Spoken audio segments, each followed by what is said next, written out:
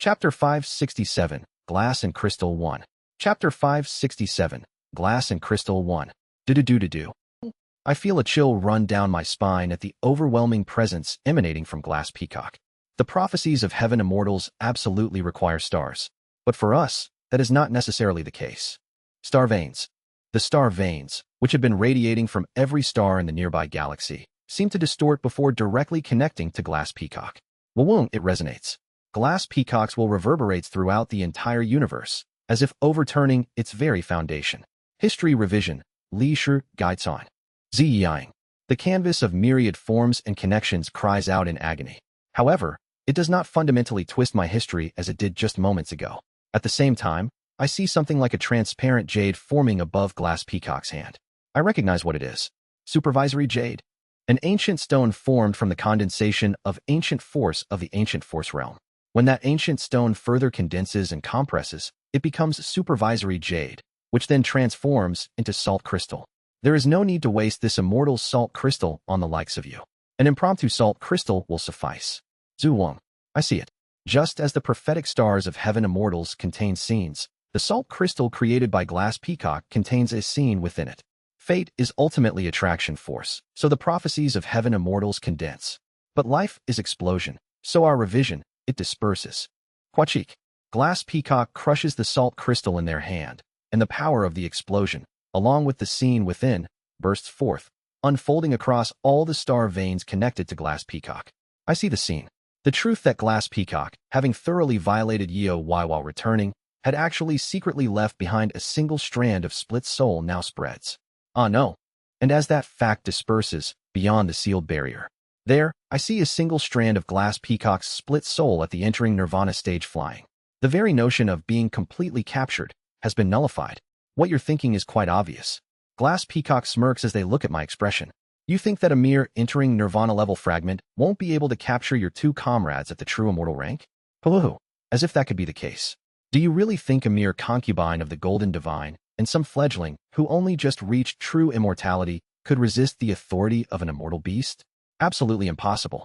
Once one becomes an upper immortal, it becomes possible to still use the authority of prophecy and revision freely even if one's realm drops to entering nirvana.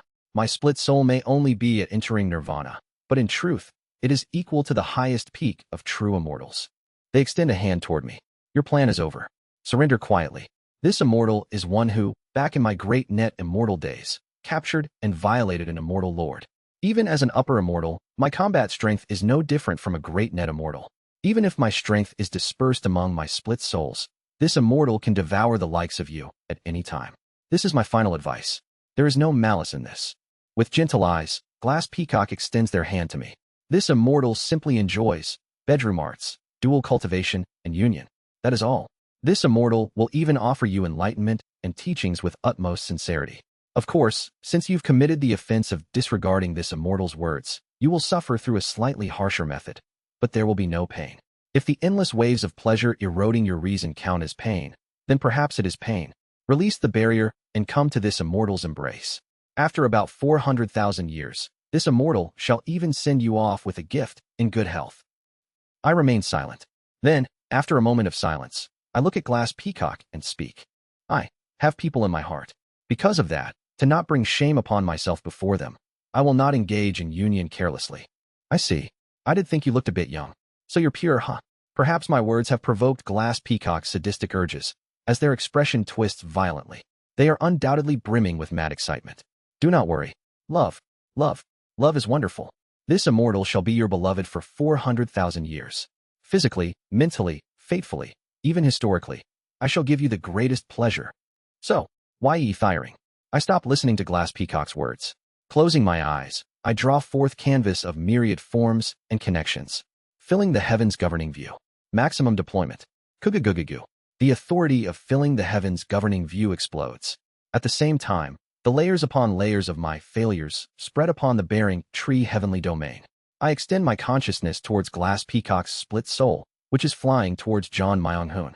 Wielding the impermanent sword, I inject Glass Peacock's split soul with the power of filling the heavens governing view at a speed that transcends planes. Keithiai. Glass Peacock's split soul rides, and in its forward path, failure is engraved. Glass Peacock smirks as they look at this. This power binding me right now, and that immortal art you just used. Do you even know that it is one of the authorities of an immortal beast? Ha ha ha. You were using it without even knowing? Ha ha ha. This is good. Very good. Let us add a bit more excitement to this gamble. Glass Peacock lifts Yi. Holding on to Yi's chains, they pluck a single strand of white hair from their head and let it float upward. That's. Recognizing what that white hair truly is, my body grows cold. Their hair. It's all salt crystal. At that moment, the hair explodes, forcefully drawing out Yi's power. History revision. Centered around Yi, a new history begins to spread. It is the history of Glass Peacock capturing Yi just moments ago, violating her, and forcibly drawing out her power to create a spatial labyrinth around them. So, she's a distant descendant of Azurpong, huh? Using the spatial labyrinth divine power dormant within her bloodline, I have temporarily blocked your comrade's path. My split soul may continue to experience failure, but your comrades will not be able to escape easily from the spatial labyrinth encompassing this galactic cluster. Decades, centuries, will be wasted. Glass Peacock smirks. Will I capture you first, or will your comrades escape first? In addition to this, another has begun. Will your comrades manage to escape, or will my split soul succeed in capturing them first? Quite the gamble, is it not? I've decided. You have the talent of an immortal beast. A vestige liberation immortal who, beyond prophecy, can wield the authority of an immortal beast. How magnificent. Simply 300,000 or 400,000 years won't be enough. I meet Glass Peacock's eyes, spilling cold spiritual energy. There is no greater union than ravishing a talented junior, and one who is pure at that. Ahaha, 3 million years. If I capture you, I shall massage you for 3 million years. After all, you're the most delightful one in my heart. Quajajajijik. Glass Peacock quivers their fully exposed lower body as they steadily approach me. I deflect the weight of their presence and, with all my strength, deploy filling the heavens governing view. 3 years pass. I am still within the mist of filling the heavens governing view, holding back Glass Peacock as best as I can, while they continue to approach me in heat. Are you not reconsidering today? Have you still not changed your mind? I'm asking if you are still unwilling to release the barrier. For 3 years, Glass Peacock has tried to persuade me with countless sweet words and threats, but I have never responded. I have no intention of responding in the future either. It's when I think, so as I unfold filling the heavens governing view with single-minded focus. Glass Peacock presses their face against the distant barrier, panting as they stare at me. You're struggling to maintain your focus. I look forward to the moment when that expressionless face of yours twists in pleasure. Ignoring their ever-vulgar remarks, I do not even glance at them, instead continuously reciting the phenomena-extinguishing mantra while spreading filling the heavens governing view. This isn't any fun like this. For the sake of entertainment, and for the sake of my talented junior, I should try shaking your focus a little. Now, let me explain the authority of immortal beasts. This includes that immortal art of failure you're using without even knowing what it is. But the words that follow from Glass Peacock are something I cannot possibly ignore. Wawum. Quadaduk. Piercing through the mist of filling the heavens governing view, Glass Peacock takes another bold step forward. I hurriedly refocus my consciousness. However, beyond the barrier, Glass Peacock continues delivering a lecture I cannot afford to ignore. The authority of immortal beasts is more diverse than that of heaven immortals. Those beings only have one fundamental power, prophecy of fate. At best, they might have winged garments. But we are different. We have more than just history revision. Why yang? As Glass Peacock raises their hand, salt crystals rise above their palm and begin to rotate. The salt crystals draw a circle. History repetition, Li Shifan Fut. That is one of the authorities of immortal beasts. The more an immortal beast repeats a certain act, and the more that act accumulates as history, the act itself becomes an immortal art. The rotation of the salt crystals grows faster, and within their spinning motion, I see a scene. Bathed in pure white light, the details are unclear, but it is a scene of Glass Peacock doing something. They are violating, crushing the will of those who resist, chasing down those who try to escape, trampling even more cruelly upon those who rebel. An existence that has repeated such things endlessly. That is the immortal beast, Glass Peacock. Your immortal art of failure is clearly an imitation of the ability of immortal beasts, which means you must have repeated failure to an extent that truly transcends imagination. Isn't that so? History repeats itself, and this immortal art forces your repeated failures upon your opponent. But for you to have endured this much failure and still stand before me as a true immortal. In that moment, Glass Peacock shifts once more into the form of a human woman, speaking in a gentle voice. You really have been through so much. Why is it? My opponent is undeniably an insane true immortal of copulation who seeks to capture me and violate me for 3 million years. And yet, with just those words, something indescribable wells up in my chest. You've been through so much. Yes, perhaps, I had longed to hear those words from someone. Urarong. My steadfast focus, maintaining filling the heavens governing view, wavers. And Glass Peacock's history of reproduction begins to pierce through my history of failure. I feel tears threatening to fall as I look at them. Should I resist? Should I push away the one who just told me I had suffered? Glass Peacock's light shines upon me, and I feel my mind grow hazy. I just want to entrust everything to them. Surely, they will embrace me warmly. Just then, Jying, the canvas of myriad forms and connections warns me of something. This is Jying, a memory. A vow made before a certain presence beneath a melia tree begins to awaken me. Right. That being, too, once comforted me, just like Glass Peacock. But I did not cry back then. The moment I allow myself to cry my heart out, to release all the emotions I've accumulated, is only after everything is over. After I sever my regression. I can't cry now. Kadudaduk. I summon the colorless glass sword, placing it atop my knees, and steel my heart. There was a time, when I made a vow. My heart solidifies once more. As my chest pains powerfully flares up, I amplify filling the heavens governing view to its utmost. The time I cry my heart out will only be after I have fulfilled my purpose. Right now, I cannot shed tears so easily. Pat it. The hazy mist of failure explodes with my will, pushing Glass Peacock back another step. Seeing this, Glass Peacock smirks. This will be savoring to break. I'll have you sobbing beneath me. And so, another 50 years pass. Chapter 568, Glass and Crystal 2. What lesson shall I give today? Glass Peacock still has not caught me. However, my comrades also have not yet sent a signal that they escaped from the bearing tree heavenly domain. They smile slyly, and once again impart teachings to shake me.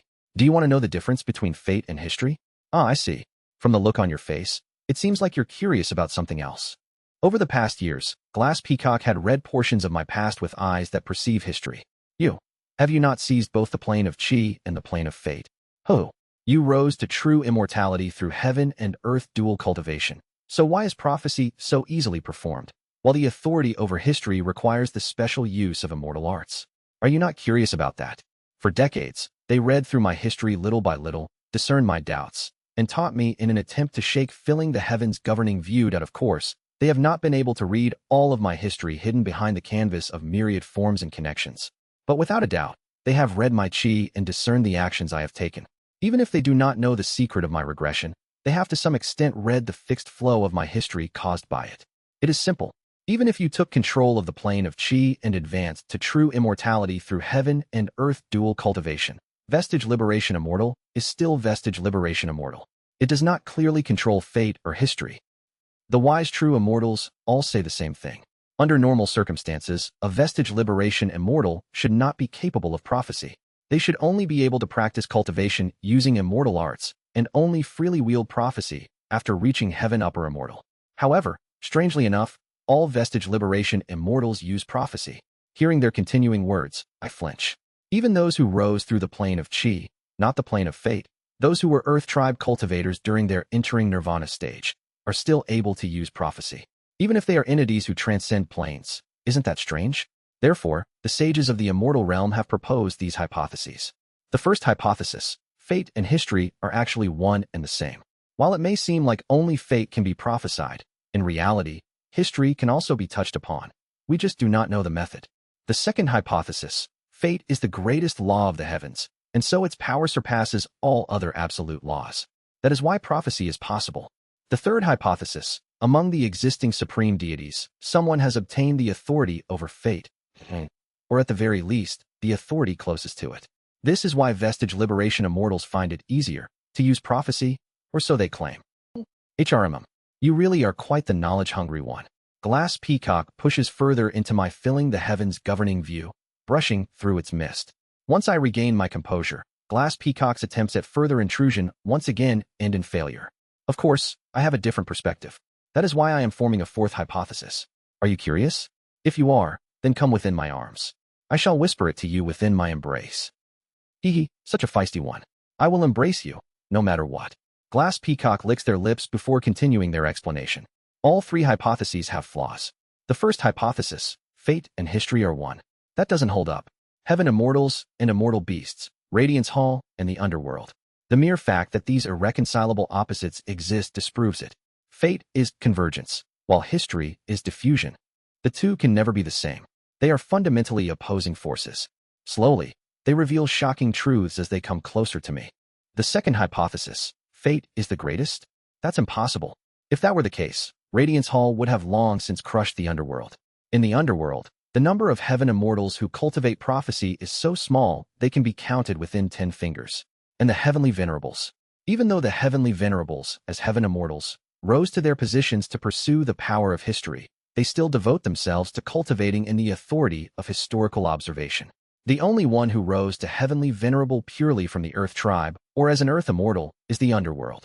I calm my heart and listen to Glass Peacock's words. And the last one, honestly, it is the most nonsensical of them all. Fate, history, and what? The first light? Those three laws are, quite literally, absolute. They are in a completely different dimension from the typical immortal Tao, seed, or origin essence, which require an imperfect interpretation. Fate, history, and the third law are absolutely incapable of possessing a seat. I raise a question in response to their words. Is it not possible for there to be a seat? Haha, absolutely not. That is impossible. It seems you don't understand what a seat truly is. Glass Peacock, excited by my question, pushes further into filling the heavens governing view and continues their lecture. If I were to explain as someone who has once achieved a seat myself, a seat is like a mountain. Reaching the summit of the mountain can be said to be akin to seizing a seat. It is, in a way, an apex.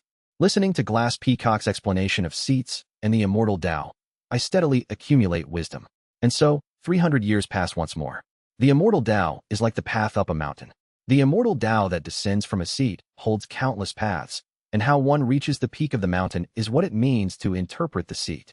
Just as one can climb from the south, but also from the north, a seat can be interpreted in reverse. So long as one pushes through with that interpretation, they will eventually reach the peak. Before I realize it, only about 30 zhang remain between Glass Peacock and me. Perhaps in 100 years, only a barrier as thin as glass will separate us. Quatching, Glass Peacock shatters another barrier and takes another step closer to me. Your comrades still have not escaped from the spatial labyrinth that this immortal has cast. Give up. I will embrace you warmly. I refuse. I cannot give up. No matter how many times I failed. It is because I never gave up that I stand here now. So, I will not give up. Glass Peacock trembles upon hearing my words. For some reason, they lick the barrier with an even more excited expression. Good. That heart. I hope it remains unshaken even after enduring 3 million years with me. In any case, have you finally grasped why a seat cannot exist for the three great laws? I think I understand a little. Yes, a typical seat is like a mountain. And climbing that mountain is walking the immortal Tao and the method by which true immortals cultivate.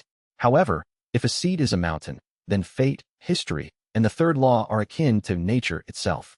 A person can reach the summit of a mountain, but they cannot reach the summit of the earth, because the earth is round, and there is no such thing as a summit. The sun, the moon, the earth, celestial bodies. These are the metaphors often used to describe the three great laws. Since they have no end, one cannot reach their apex. Such are the three absolute laws. You've only grasped it now? You are more dim-witted than you look. I hear that often. Well, it does not matter. This immortal likes people like that too. Glass Peacock wears a dangerous expression as they look up at the sky, perhaps reminiscing about the past. The immortal lord of the seat of addiction. The way Azure Peng interpreted the seat was being lost. Within the countless natural order and wisdom of the world, we cannot help but be lost. Perceiving the world as a labyrinth, and navigating that labyrinth was Azure Peng's way of interpretation. When one becomes addicted, to drugs, to relationships, to something else, just as they must wander through an endless abyss, Azure Peng defined wandering as addiction. I listened carefully to Glass Peacock's words. But I didn't like that. So, for 50 million years, I laid a trap and created a cage to imprison Azure Peng. As a result, I caught Azure Peng and was able to form a relationship. A distant look crosses their face. I wanted to show Azure Peng that one can live in this world not just by wandering, but by forming relationships. That by continuously forging relationships, exchanging knowledge and wisdom with many others, one can also navigate through this world. And so, after 20 million years of forming a relationship with Azure Peng, pushing through this immortal's interpretation, I finally had Azure Peng lay this immortal's egg and managed to acquire the seat. Glass Peacock looks at me again and continues speaking. You, from what I have observed, also seem to cling to relationships. Isn't that so? You could say so. That is why I wish to form a relationship with you as well. I want to exchange relationships and want to contemplate what a relationship means to you. They extend a hand toward me and speak. Form a relationship with me, crystal glass being Seo Unhyun. I want to show you the happiness that can be found through relationships. For all the pain, suffering, and failures you have endured, I want to give you compensation even if small. For 300 years, we exchanged filling the heavens governing view and other immortal arts, conversing all the while. Before long, they came to learn my name and information to some extent. And I, too, have come to understand Glass Peacock a little more. Glass Peacock is one of the immortal beasts somewhat close to Radiance Hall. However, since they are not officially affiliated with Radiance Hall, it seems they have no intention of reporting me even after discovering me. They extend a hand, speaking with a serious expression. If before, I just wanted to form a relationship because I saw a new face, now, I am serious. I sincerely want to give and receive with you.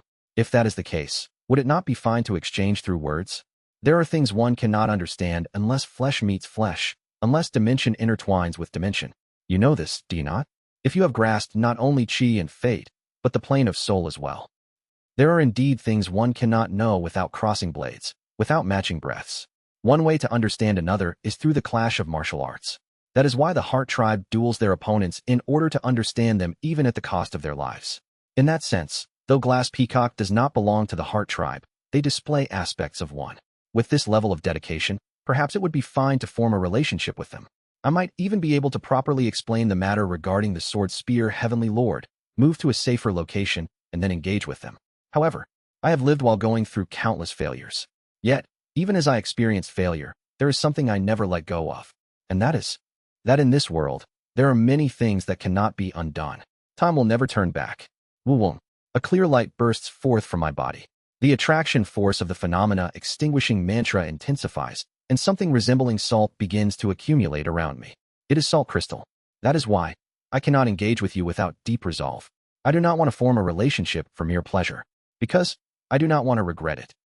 I have failed endlessly, but without a doubt, it is because I refused to choose the choices forced upon me that I deemed wrong. Even if it meant failing, I chose not to walk that path. Senior Glass Peacock, I respect and admire you. However, I do not love you. That is why I cannot form a relationship with you.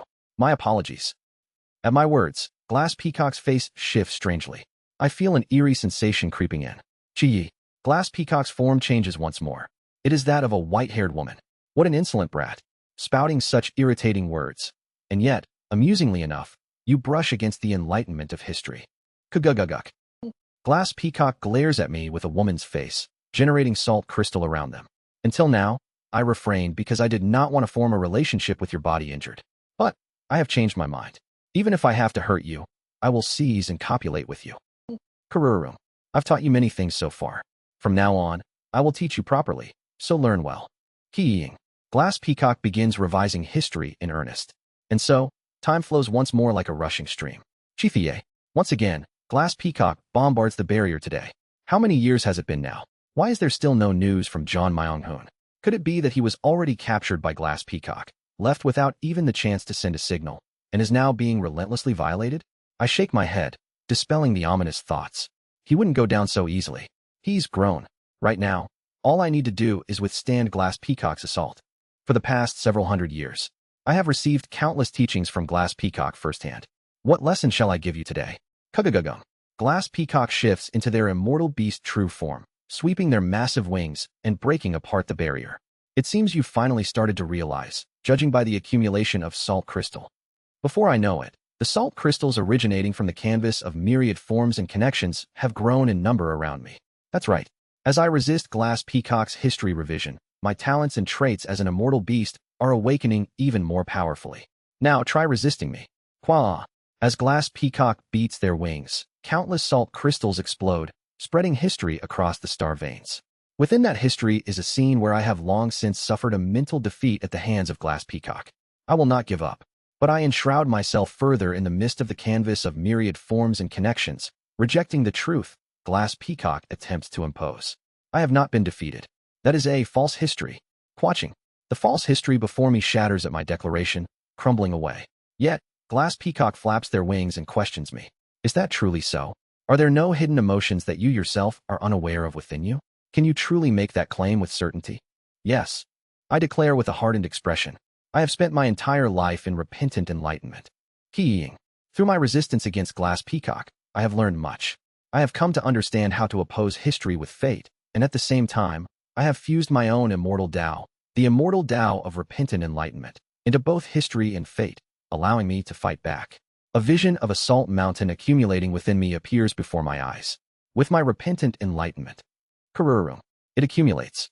Everything I have done, every connection I have formed, every step I have retraced. There has been no defeat. Huachangjiang. Glass Peacock's history revision shatters. At the same time, a powerful shock ripples through their body, and a torrent of immortal blood erupts forth. It is immortal beast true blood. Now, only a single barrier remains between Glass Peacock and me. The distance between us, one zhang. But at last, after 1,000 years, I have succeeded in shattering Glass Peacock's history revision head-on. Pat. Glass Peacock shifts into their female transformation form, gazing at me with sorrowful eyes. You have won. Chapter 569, Glass and Crystal 3. 3. Along with Glass Peacock's sudden declaration of defeat, something feels as if it is being released, and I am finally able to receive John Myung-hoon's signal. His signal had actually arrived about 300 years ago. We succeeded in escaping from Glass Peacock. Co Eun-hyun. For now, we'll wait outside the Bearing Tree Heavenly Domain for 500 years. If you don't show up by then, we'll come to rescue you. So hurry. Huh. So that was it. John Myung-hoon had actually escaped long ago, but I hadn't been able to receive his signal because Glass Peacock had been blocking it. Well, I had somewhat expected this. There had always been some suspicion that Glass Peacock might block or alter the signal before letting it reach me. However, there is something I don't understand. You could have just kept blocking the signal instead of letting it through. Why suddenly acknowledge defeat and let me hear it? Did you think I wouldn't know?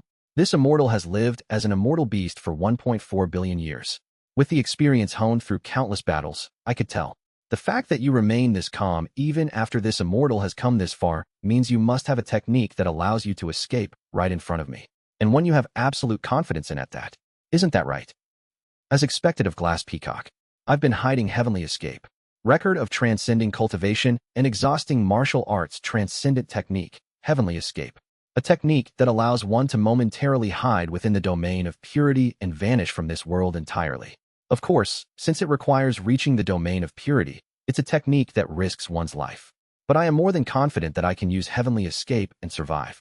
Glass Peacock, separated from me by a single layer of barrier, speaks with a sorrowful expression. Do you truly have no intention of forming a relationship with this immortal? I apologize. For over 1,000 years of exchanging words with you, you are the 162nd person I have met with whom I felt we matched so well. Among the over 9,000 true immortals, and the countless hundreds of millions, trillions of mortals and more, you are one of only 162. Glass Peacock gazes at me with lingering emotions, as if unwilling to let me go. But, upon confirming that my gaze does not waver in the slightest, they let out a bitter smile and step back. Fine. Go. Leave. Disappear, and never appear before my eyes again. If you ever come into this immortal's sight again, 10 million years may not be enough. I gaze at Glass Peacock for a moment before bowing deeply in place. I cannot accept your feelings, but I will cherish the grace of your teachings. Thank you, Master. At my words, Glass Peacock turns their back on me entirely, their body trembling. Regardless of everything, Glass Peacock had been my teacher who taught me history. Wawum. I focus my heart, energy, and body, raising the colorless glass sword. Here I go. Even a moment of lost concentration, and I will be dissolved within the purity itself, dying instantly. Record of Transcending Cultivation and Exhausting Martial Arts. Transcendent Technique. Heavenly Escape. Tandun. Sararak. Just as I am about to enter the domain of purity. Quam. Glass Peacock shatters the barrier and rushes at me as I begin to vanish, pressing their lips against my cheek. Did you think I would give up? This immortal does not give up. With a will that does not give up, through countless efforts and failures, I even violated Azure Pong, the seat holder of addiction, and took the seat for myself. Keying. My left cheek. There, an eye pattern from the tip of Glass Peacock's tail is engraved. I will never give up. I don't care about the others, but you. You, Co Eun-hyun. I will form a relationship with you no matter what. Glass Peacock's eyes gleam with madness and obsession as they roll their eyes wildly. You say you have no feelings for me. Don't be ridiculous. I have them, so why don't you? If you don't have feelings, then I'll carve them into you myself. Just wait. I will make you mine. Pasasasasa. With that final declaration from Glass Peacock, I completely enter the domain of purity. Sun and Moon Heavenly Domain. Head Realm. There, a pure white light bursts forth, and a being at the heavenly being stage ascends and escapes beyond the head realm.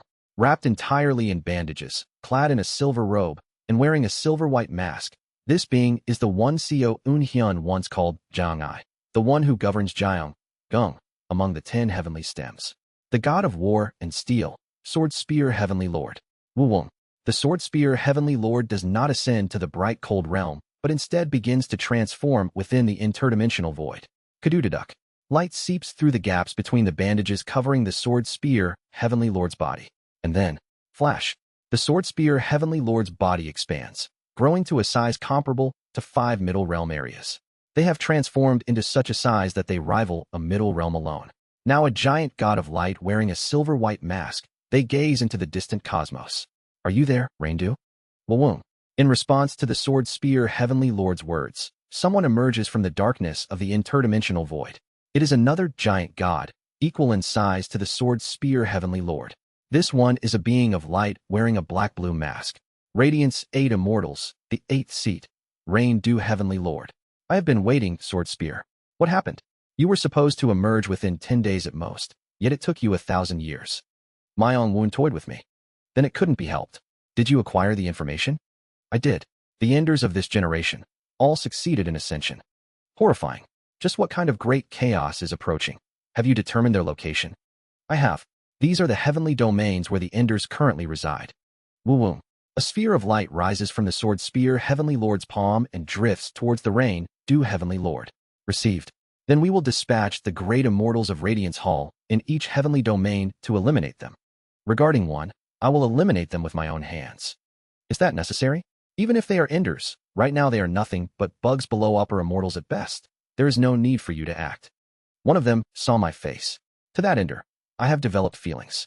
The sword spear heavenly lord's body trembles, and the rain-dew heavenly lord watches them before speaking slowly. Once you kill that ender, I know, since I have formed feelings, the position of sword spear must be passed on. I will entrust my execution to you. Understood. I will send you off without pain. Wu-wung. As they move from the interdimensional void into the astral realm, the sword spear heavenly lord raises a sphere of light in their hand. The silver-white light transforms into the shape of a silver-white sword. Where is that ender right now? Bearing tree heavenly domain. He is there right now. Do you know the exact location? I will open the gate. I do not.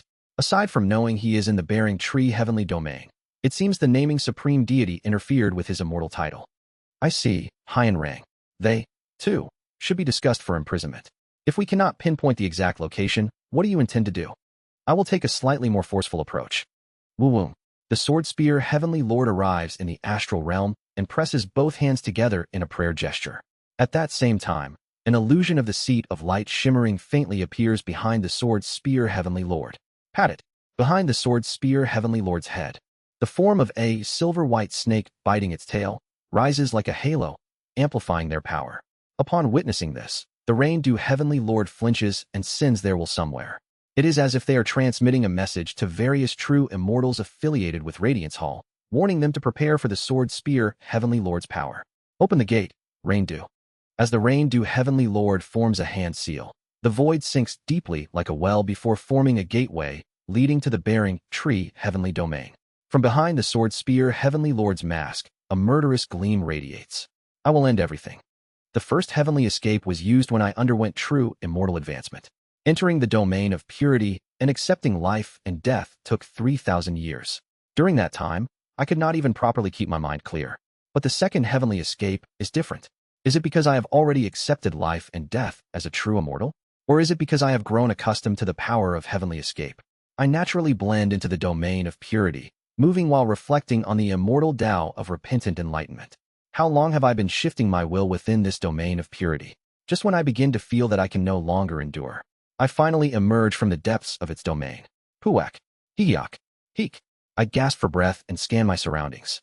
Before I realize it, I have escaped from Glass Peacock's dimensional space and reached a distant galaxy cluster.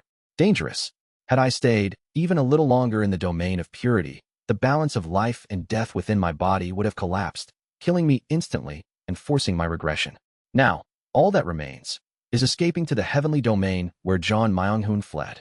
Kagugugu. I can feel it. From afar, Glass Peacock has pinpointed my location and is soaring towards me. If I get caught now, there will truly be no mercy. I must move immediately, the moment I make up my mind, and try to flee at full speed. Why? Glass Peacock's true form is already visible in the distance. What? That fast?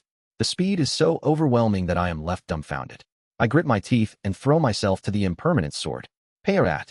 Riding the impermanence sword, I flee at full speed. Yet, Glass Peacock only draws closer and closer. No, I'm going to get caught. However, something feels off. But why? Why are they only chasing me with pure speed instead of using history revision or other authorities against me? Something is strange. That sense of discord grows stronger the closer Glass Peacock gets. Horroric. Glass Peacock is burning their own body. They are exploding their own true form to chase after me. Why? Why are they doing this? Instead of using authority to hold me down, they are exploding their own life to amplify their physical strength. At that moment, my eyes meet Glass Peacock's. There is a deep resolve within Glass Peacock's eyes. Reading their resolve, I realize the reason they are chasing me to this extent. They're trying to save me. Glass Peacock's eyes hold an unshakable will to protect me. What? And then, Hururum. Glass Peacock tears through countless space-time and soars above me, spreading their wings. At a glance, it looks as if they are about to pounce on me from above. Yet, an inexplicable and strange premonition keeps me rooted in place. They are not simply trying to pin me down. The moment that thought crosses my mind, the universe trembles. A powerful wave seems to shake the universe itself before a colossal shockwave erupts from the back of Glass Peacock's neck. I recognize the source of the shockwave. A silver-white sword. A towering radiance of silver-white in the form of a sword is lodged deep into Glass Peacock's back. That's the Sword Spear Heavenly Lord's technique. Sword-guided star rain. Struck by the Sword Spear Heavenly Lord's single strike, Glass Peacock looks down at me and speaks. Before we are even bonded, I cannot let you die. They incinerate their entire being, unleashing a blinding white light as they shatter the silver-white sword. However, the force of sword-guided star rain must have been immense. Glass Peacock gasps for breath, their wings trembling. You call me master. Why? Because I received your teachings. Is that so? Then, since I have already once received a bow as your master. Glass Peacock burns even more fiercely, gazing up at the distant sky of the astral realm. I can feel the Sword Spear Heavenly Lord's will from there. A will to annihilate me no matter what. I shall teach you properly. Watch closely. Kuga-guga-gugu. From far above, something begins to descend once more. They are two swords forged of silver-white light. Sword-guided sword rain, 2 consecutive strikes. Kururu. This is the true history revision of immortal beasts. The will to protect me. That resolve reverberates across the whole world. At the same time, Glass Peacock's will erupts, and I witness the clash between the wills of the Sword Spear Heavenly Lord and Glass Peacock. Before the battle between two immortal Lord-level beings, the bearing tree Heavenly Domain begins to quake. Chapter 570, Heavenly Lord's Authority. Time seems to stop. No, time is not stopping. Everything in the world is slowing down. I am becoming a fool. Everything grows hazy and sluggish, as if addicted to the light of Glass Peacock. And within that blurred time, only the will of Glass Peacock resounds clearly within me. The past that has already passed never changes. Reversing history that has already progressed is absolutely impossible. Wawoom. A certain diagram unfolds before my eyes. It is an explosion. A certain force is continuously exploding, advancing towards somewhere. And the remnants of that explosion spiral backward in a helix. That is the absolute axiom engraved upon all beings who handle history. The first law. You are correct. Time that has passed can never return. Kuga-guga-gugu. Each time Glass Peacock flaps their wings, the light streaming from the edges of their feathers spirals, winding around me. Even the being who calls themselves the owner of time must stake their very existence to defy history. Because the past that has passed does not return is the absolute law of history. A being under an absolute law cannot defy that law, not even if they are a heavenly venerable. Kuga-guga-gu. Something begins to stir. That is why what those called immortal beasts perform as history revision can never be a convenient authority like reality manipulation that freely edits history. The authority of history revision is mere deception that takes place under the absolute axiom that the past does not change. The light of Glass Peacock grows stronger, and it feels as if the entire world is being dyed in their radiance, frozen still. In this world, only 3 remain unfrozen. My consciousness, Glass Peacock's body, and the technique of the Sword Spear Heavenly Lord, Sword-guided star rain. In this suffocating moment, I feel as though I am thrashing within an inescapable abyss, like struggling to escape from underwater.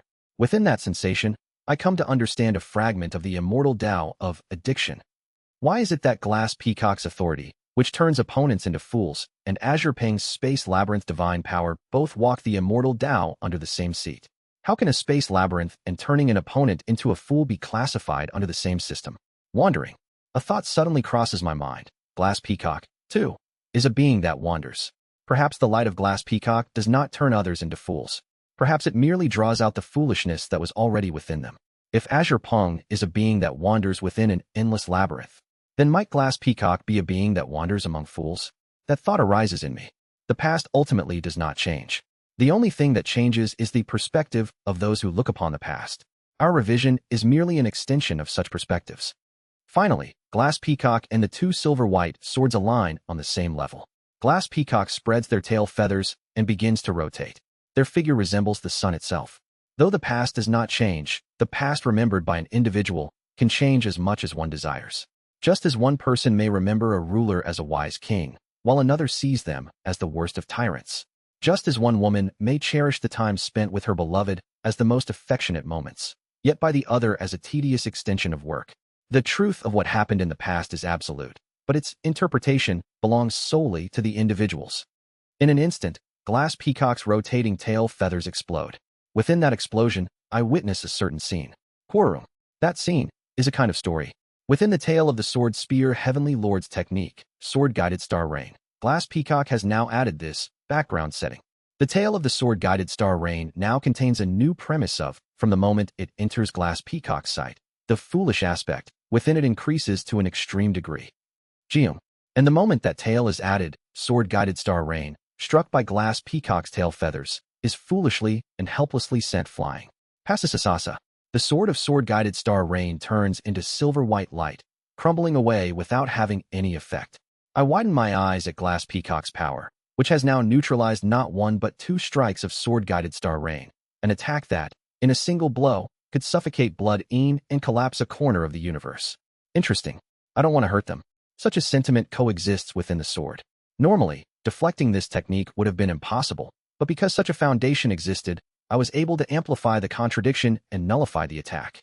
Glass Peacock lifts their gaze toward the direction where Sword-Guided Star Rain had flown. Immortal beasts are, in the end, beings who read stories and add background settings to them.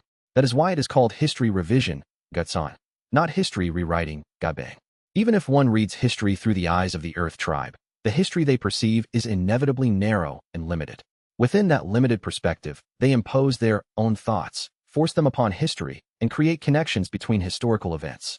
That is what history revision truly is. Sun and Moon Heavenly Domain. Astral Realm.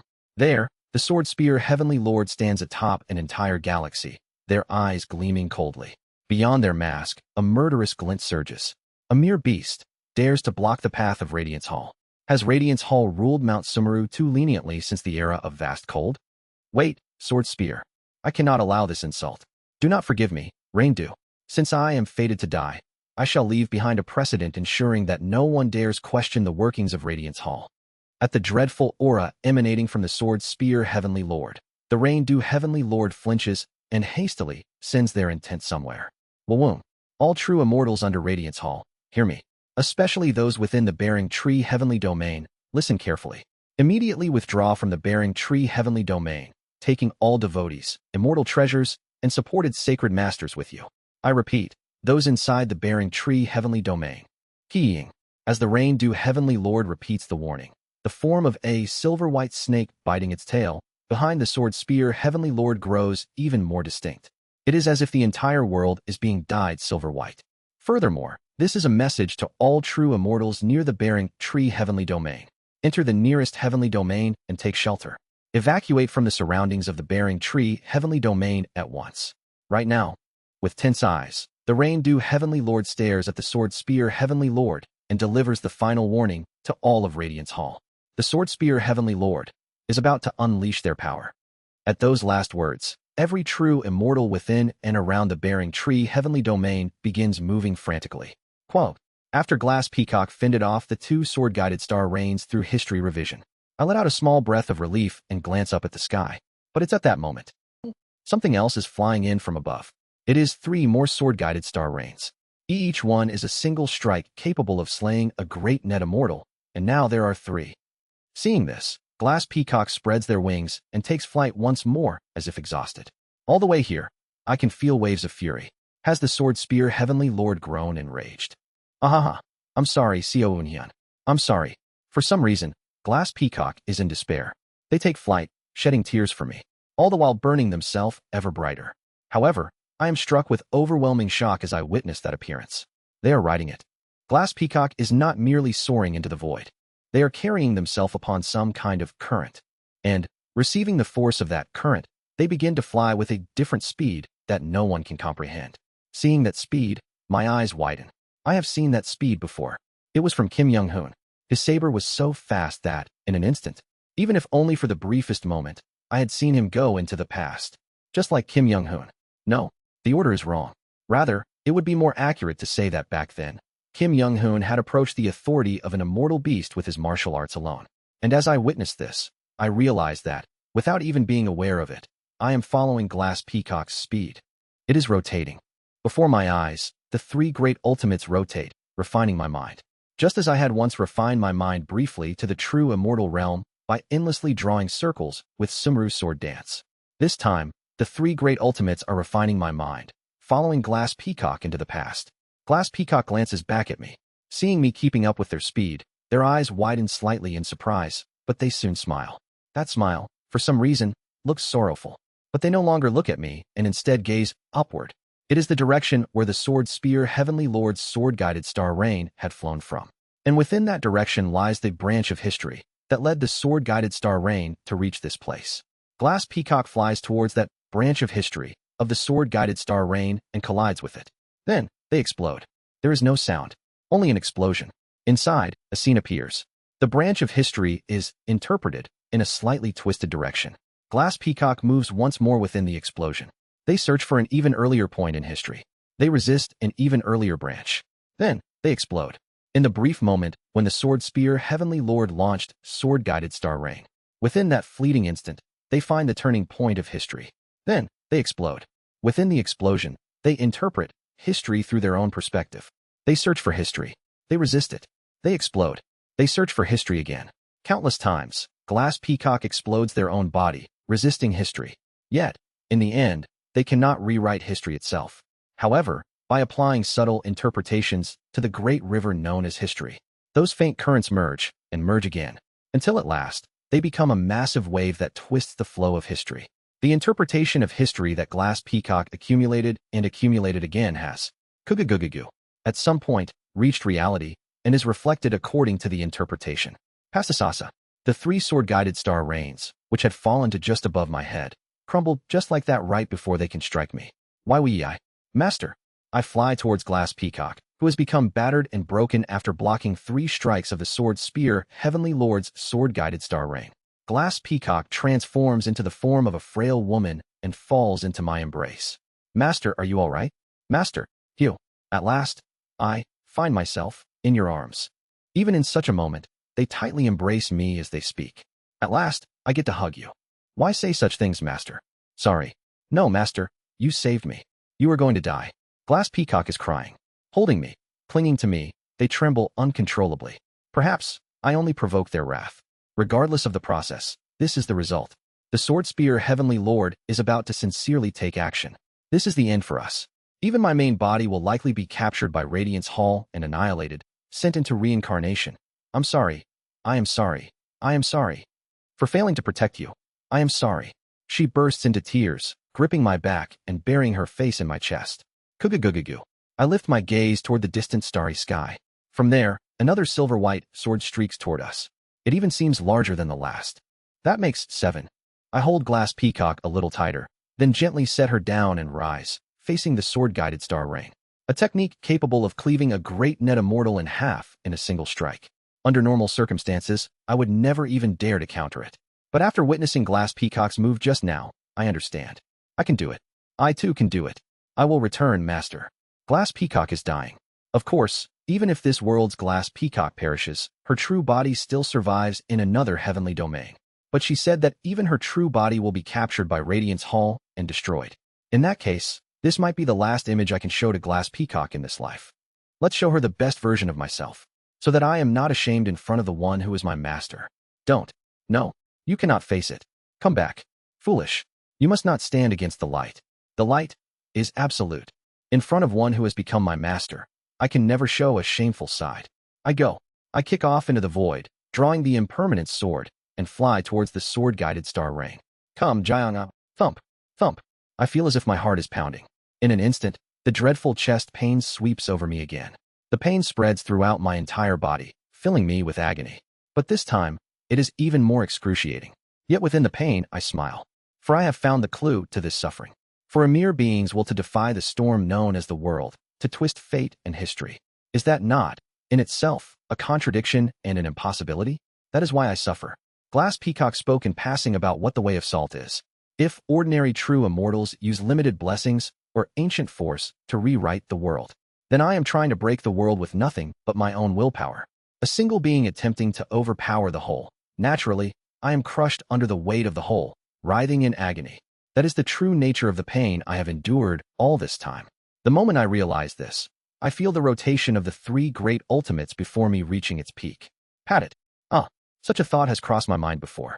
If the heaven and earth dual cultivation during my mortal era becomes useless in the realm of vestige liberation immortal, then why did the three great ultimates appear, and what purpose do they serve? Now, I finally understand. The three great ultimates are ultimately martial arts. In the end, all martial arts of people are the degraded behavioral patterns of the earth tribe, the degraded cultivation methods of the heaven tribe. There is nothing people can purely do on their own. Everything is borrowed from heaven and earth. Yet, even if borrowed, it develops, is inherited, and is passed down, growing over time. As it takes the name of martial arts, it embeds itself into the bodies and hearts of people, becoming the spirit. I had understood the three great ultimates as a special phenomenon that occurs when heaven, earth, and heart combine. But I was wrong. The three great ultimates itself is heart. In other words, a symbol subordinate to martial arts. There is no such thing as pure martial arts. What exists is only something borrowed from heaven and earth, patched together piece by piece. But that something is shaped by a person's will. In the beginning, it could never have been comparable to heaven and earth. At the dawn of creation, humans were not even microorganisms, only mere clumps of particles that had not even become carbon. But at the end, we will surely stand alongside heaven and earth. That is martial arts. That is the heart. With the impermanent sword, I reach the true immortal realm, momentarily glimpsing the domain of purity. Unlike with heavenly escape, I do not enter. I can only see it. And within that domain of purity, I see a certain shadow. That shadow mirrors my stance exactly, exuding the momentum as I do. Reflecting me like a mirror, the face of that shadow for some reason belongs to High in GWI. With empty eyes, High in GWI gives a faint smile and mutters from within the dark void. At last, you fully stepped upon it. Upon Adumbra, Yotenko. As her next words follow, I feel chills running through my entire body. Welcome to hell. But those are chills of ecstasy. So that's how it is. We are still in a place where the road stretches endlessly ahead, so far that we can call it hell. So martial arts can go even beyond the domain of immortals. I laugh with an ecstasy and madness. High in GWI, the heavenly venerable of the void, the true martial great emperor, High in Mu, Thu, also laughs with me within the void and madness. I raise the impermanent sword and take my stance to swing it towards the sword-guided star ring. High in Mu moves exactly as I do, allowing me to grasp, with perfect clarity, every single flaw in my stance. But I cannot correct them just yet. What I must do right now is, rather than High in Mu's, engrave the teachings of Glass Peacock. Keithying. I begin to swing my sword. In an instant, the speed of my sword starts to transcend reality. Just as Kim Young-hoon once did. Just as Glass Peacock had shown just moments ago. I transcend time, capturing in my eyes a trajectory that reaches into the past. I see it. It is familiar. I have seen it countless times upon every regression. The endlessly spiraling Taiji. The river of scenes, flowing within it. I clearly defy the course of that river of scenes, with my will. I cannot overturn an overwhelming expanse of time like the underworld or the heavenly venerable of time, but I can reverse a single fleeting moment. Enduring the pressure of defying time, I set my eyes on my objective. Among the countless moments within the river of time, the moment sword-guided star rain is created. I swing the impermanent sword toward that scene. Immortal cultivation is repentant enlightenment. Kwaon. My sword crashes into that scene, exploding beyond space-time. And within the eruption, I impose my own interpretation, my own direction upon the fixed flow of history, like tiny grains of salt gathering to form the sea, like countless failures accumulating to form success. build mountains through repentant enlightenment. Within this moment, I shall embrace failure. Jewing. At my strike, the scene of the sword-guided star rain's creation trembles. Yet history itself neither vanishes nor changes. Only now, this history carries my own interpretation, my own direction. Even if history itself does not change, the perspective of those who witness it does. Pat it. As I return to the original space-time, I gaze at the starry sky. Pasasasasa. Sword-guided star rain is crumbling. Haha. Pain courses through my entire body. Is it because I briefly transcended space-time? Or is it because I forced a history revision with the body of a vestige liberation immortal? Or is it perhaps because the gap in rank between the sword spear heavenly lord and me is simply too overwhelming? Maybe it is all of the above. I feel like I'm going to die. But I laugh. Because regardless. Look, master. Your disciple has not kneeled. Floating in the vast cosmos, Glass Peacock looks at me. Her face carries pride and admiration. And also, pain and regret. Master, just at that moment. I am sorry. Passasasasak. Beyond the crumbling silver-white sword fragments, a certain will reverberates. The owner of this will is a presence far too familiar to me. Jiang-a. Jiang-I. Yes, it is the sword spear heavenly lord. This immortal taught you the breathing of Radiance Hall. And with it, this immortal made you my slave and took pleasure in it. However, you aided in fulfilling this immortal's purpose. With that, this immortal shall consider the debt settled. Wawoon. YT. I can only stare, blankly, at that distant, starry sky. And you once caught a glimpse of this immortal's face. That is an unforgivable sin. However, at the same time, you taught this immortal the heart. It was a hellish heart, but there was also joy that transcended the teachings of radiance which I had followed all my life. Therefore, the debt of seeing this immortal's true face shall also be considered settled for teaching this immortal the heart. In that case, no debts remain between us. Laughter escapes. This is, from behind, I sense Glass Peacock closing her eyes. All the beings in the world hold their breath. However, now this immortal must kill you. I must take your life. Thus, now, in turn, this immortal shall be indebted to you. I cannot think of any way to repay this debt. Therefore, how utterly arrogant is this? Thinking that the mere act of someone like me swinging a sword a few times could block the sincere authority of a heavenly lord? Only now do I realize why Glass Peacock had sobbed and apologized to me. And I come to another realization. I am sorry, master. Once targeted by the sword spear heavenly lord, perhaps those intertwined with me are inevitably doomed to destruction. As compensation for your life, this immortal shall tell you my true name. It is far too insufficient, but it is the price for your life. Accept it. A heavenly lord's authority? With a blank expression, I look up at the starry sky. There, filling the starry sky, is a vast silver-white sword. Kugugugugu. It is the same as that time. Phenomena, made, extinguishing, fa, mantra, jinyan. It is the same as when I witnessed the heavenly domain being destroyed by the great mountain supreme deity. The sword spear heavenly lord's piercing voice fills all of the bearing tree heavenly domain. Filling ma, the heavens, tan, sword, dang, rain, sword-guided star rain. Each one can inflict a fatal wound upon a great net immortal, and each one can collapse the corners of the universe. It descends, blanketing the universe. With each strike of the sword-guided star rain, the edges of the heavenly domain begin to collapse. Not as a metaphor, but as a direct reality. The bearing tree heavenly domain is collapsing. A different kind of end from the phenomena extinguishing mantra. This is the sword spear heavenly lord. A being who can rule an entire heavenly domain with the sword alone. The fifth seat of the Radiance 8 Immortals. Sword spear heavenly lord. Ha ha. And yet I laugh. Because even so, Jiang-I is still Jiang-I. Laughing, I raise the impermanence sword and advance towards her destruction. I once swore an oath to never show a shameful appearance before my master. Jiang-I is also my master. Sword spear heavenly lord. Glass Peacock. Even the heavenly venerable of the void. All those who have imparted their teachings to me in one way or another are watching me. Before them, I cannot die disgracefully. Even if I die, I will not give up. Before the destruction of the bearing tree heavenly domain, I charge towards the filling the heavens sword rain that is tearing it apart. My name is. The world collapses, and as I am engulfed in pain, I swing my final sword. Even the impermanence sword shatters before the apocalyptic sword that destroys the universe. But my heart alone remains in this place. Ji Huang, Di Huang. Di Huang. Editor, literally means yellow earth, from the famous line Qianxiang, black heaven yellow earth.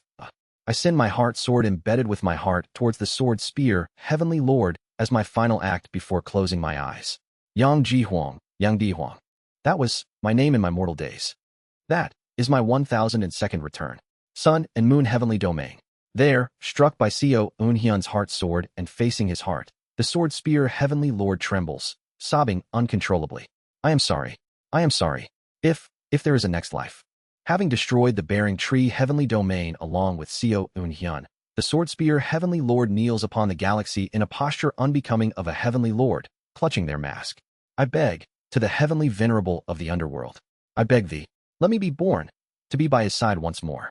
Watching this unfold before them, the Rain-Dew Heavenly Lord calmly clasps their hands together. Truly terrifying are emotions, that they hold such power to make us beg before our greatest enemy. The Rain-Dew Heavenly Lord gazes down at the sword spear Heavenly Lord as they begin radiating power. I shall execute you, O God, Son, who has come to possess emotions. Pat. Behind the Rain-Dew Heavenly Lord's head, the form of a black-blue snake biting its tail emerges like a halo. And so on that day, a Heavenly Lord who came to love another falls to a state lower than even that of a mere mortal. Chapter 571, 1000 second cycles, first day. Kick. A sound like something is being forcibly moved. I barely regain consciousness within that sound. This is, yes, right after I died in the bearing tree Heavenly Domain. The world has begun to turn. I see. I let out a faint sigh as I look around, experiencing regression for the first time since advancing to true immortal. Everything seems to be reversing. Soon, this reversing world transforms into the shape of a river. After a while, I enter that river of familiar scenes and begin to regress once more. I see. Suddenly, I understand one of the principles of regression. At first, it just feels like the world is reversing, but then I am bounced into a world I call the river of time. This space of regression is similar to the true immortal realm, but it's not the true immortal realm. Still, it's certainly similar. This place is. It's a space that transcends the original world itself. I can feel it is so. Thanks to that, I realize that regression isn't simply about turning back time. Rather, it's one of the methods of transcending the world. Time and space, a power that transcends fate and history. No, this regression is at the level of toying with fate and history. What on earth is it? As I reflect on the power of regression, I faintly grasp what kind of power is granted to the Enders. Are all the authorities granted to the Enders powers that either toy with fate and history or transcend them? Perhaps this regression belongs to that category as well. And I come to realize another fact. Death. Death is what draws out the power of regression to its extreme. That's right. In truth, my real authority doesn't seem to be something like death regression. Rather, the reason I cannot wield the authority to control regression or time at will is because I haven't realized my own fate. Because I haven't realized my fate, I am forced to bear the risk of death to trigger the authority to defy time. Now that I've reached the realm of true immortal, I can see much more than before. I look up at the sky as I go against the river of history. In the past, I had to be extremely cautious not to look at that sky. After all, seeing governing immortals during regression could have driven me mad. But now, it's no longer a problem. Instead, I observe the 10 seats floating beneath the black sky. So far, I've identified the emblems of 2 out of the 10 seats. Mountain exuding darkness. White wheel. In other words, the great mountain supreme deity and the heavenly venerable of the underworld. Shall I try to identify the other seats as well? While regressing, I examine the seats and manage to read 3 more located at the center. Transparent seed. 6 interconnected stars. Blackened 3 great ultimates. That's what they are. As I recognize those seats, I come to know who their owners are, along with their names. Eastern Heavenly Venerable, Flower Monarch, Guan Myong, Gunning. Southern Heavenly Venerable, True Ultimate Eternal Life, Great Emperor, Cheon Woon, Ting. Northern Heavenly Venerable, True Martial Great Emperor, Hien Mu, Shu. These are the names of the Heavenly Venerables. Then the other supreme deities and the underworld are. Just as I am about to look at the other seats. Pat. Damn. Unfortunately, the time for regression ends here. I close my eyes, aware that I am about to reach reality once more. A new life begins. The first moment of my 1002nd life is there. I see this place is. It's the very moment right after I used heavenly escape from the interdimensional void to the domain of purity, declaring my intention to advance to true immortality before the great Sun Heavenly Lord. Damn, I need to focus. Perhaps it's because I've regressed to right after the true immortal advancement ritual. Even though there are many things I need to think about, I can't focus my mind within the domain of purity. Despite having grown accustomed to heavenly escape, I realize my consciousness is fading and understand why. History repetition. Damn. A repeating history becomes an immortal art in itself. It was the teaching of Glass Peacock. KK, you what? Despite having grown used to heavenly escape in my previous life, my true immortal advancement ritual lasted 3,000 years. Because that history has been fixed, it cannot be twisted with ordinary power. No, I have to regain consciousness faster. And so, I fall asleep once more within the domain of purity. I end up having to undergo the true immortal advancement ritual again. Life and death are accepted. At the same time, I snap my eyes open, regaining consciousness directly at the true immortal plane. This place, I see. In the end, the regression point has been fixed. What determines the fixing of the regression point? It's clearly something that is beyond my comprehension. One thing is certain. The interdimensional void. I once thought it was the head realm that served as the standard, but it wasn't. The regression point has always been fixed whenever I pass through the interdimensional void. True Martial, Great Emperor Hien-Mu.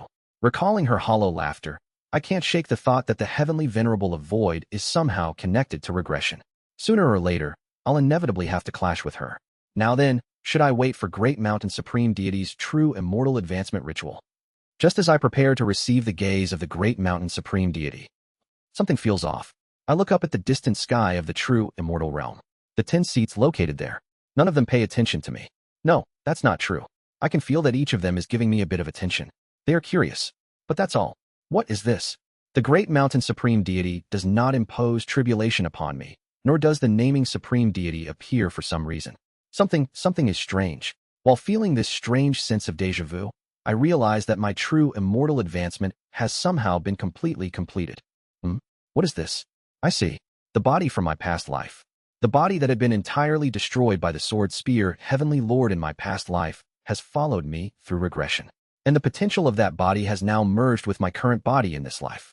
Has the advancement ritual become unnecessary because the immortal body that completed the true immortal advancement in my previous life has fused with the immortal body of this life? This is good. For now, let's descend to the lower realm and assess the situation. Wawoom. I slowly descend to the lower plane using the impermanent sword. Once fully descended, I observe the positions of the stars and the flow of attraction force, realizing something. Wait, this is different. It's different. This is. Indeed. In my past life, I regained consciousness 3,000 years after advancing to true immortality. But in this life, I regressed to the point right after beginning my true immortal advancement and awakened after approximately 2,960 years after completing my advancement. The time taken for the true immortal advancement is faster than before. It's a slight difference, but faster nonetheless. Is it because I've experienced advancing to true immortality one more time? I seem to regain consciousness faster in the domain of purity. That's right. Though history repeats itself, through regression, small changes can be made little by little even within those subtle repetitions. Well, good. For now, just as I become aware of the shift in the timeline and begin to move swiftly, pat it. A flash of light bursts forth. At the same time, time itself seems to come to a halt. I widen my eyes at the presence before me. The being that has appeared before me. That being is Yang Ji Huang. Yes, it is the sword spear Heavenly Lord who revealed their true name in my past life. The giant god of light wearing a silver-white mask radiates silver-white light before me. For a while, I stare at the sword spear Heavenly Lord. I was foolish. It is my fault. Perhaps it's because of the traumatic memory of being torn apart along with the heavenly domain in my past life that my mind is momentarily frozen. So, this is how I'll die immediately after regressing. I shut my eyes tightly, waiting for the death that is soon to come, or perhaps the sadistic torment of the sword spear Heavenly Lord. However, at that moment, the sword spear Heavenly Lord looks around, then disappears while speaking words similar to those from my past life. There was foresight that you would appear here. I see. Since you are of the Heart tribe, you might have moved through the plane of soul. After finishing their words, the sword spear Heavenly Lord disappears before my eyes, just like before, mentioning they will go somewhere I might visit. Seeing this, I realize something. That reaction is. Why? I descend and sit at the altar created by Hong Fan, observing my inner self. Within me, something very familiar illuminates me, and something that should have been inside me has disappeared.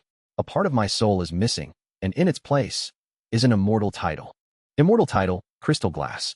Indeed, the immortal title Crystal Glass being granted to me by the naming Supreme Deity, Hien Rang, still remains within me. And from that, I come to realize a terrifying truth. Does that mean what has been exchanged directly with governing immortals remains even after regression? I can't fully understand the exact principle.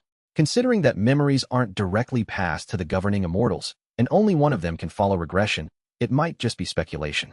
However, one thing is certain, they are beings capable of resisting, to a significant extent, the authority of the Enders. Master, here you are. Ah, Hong Fan. Yes, it's been a while.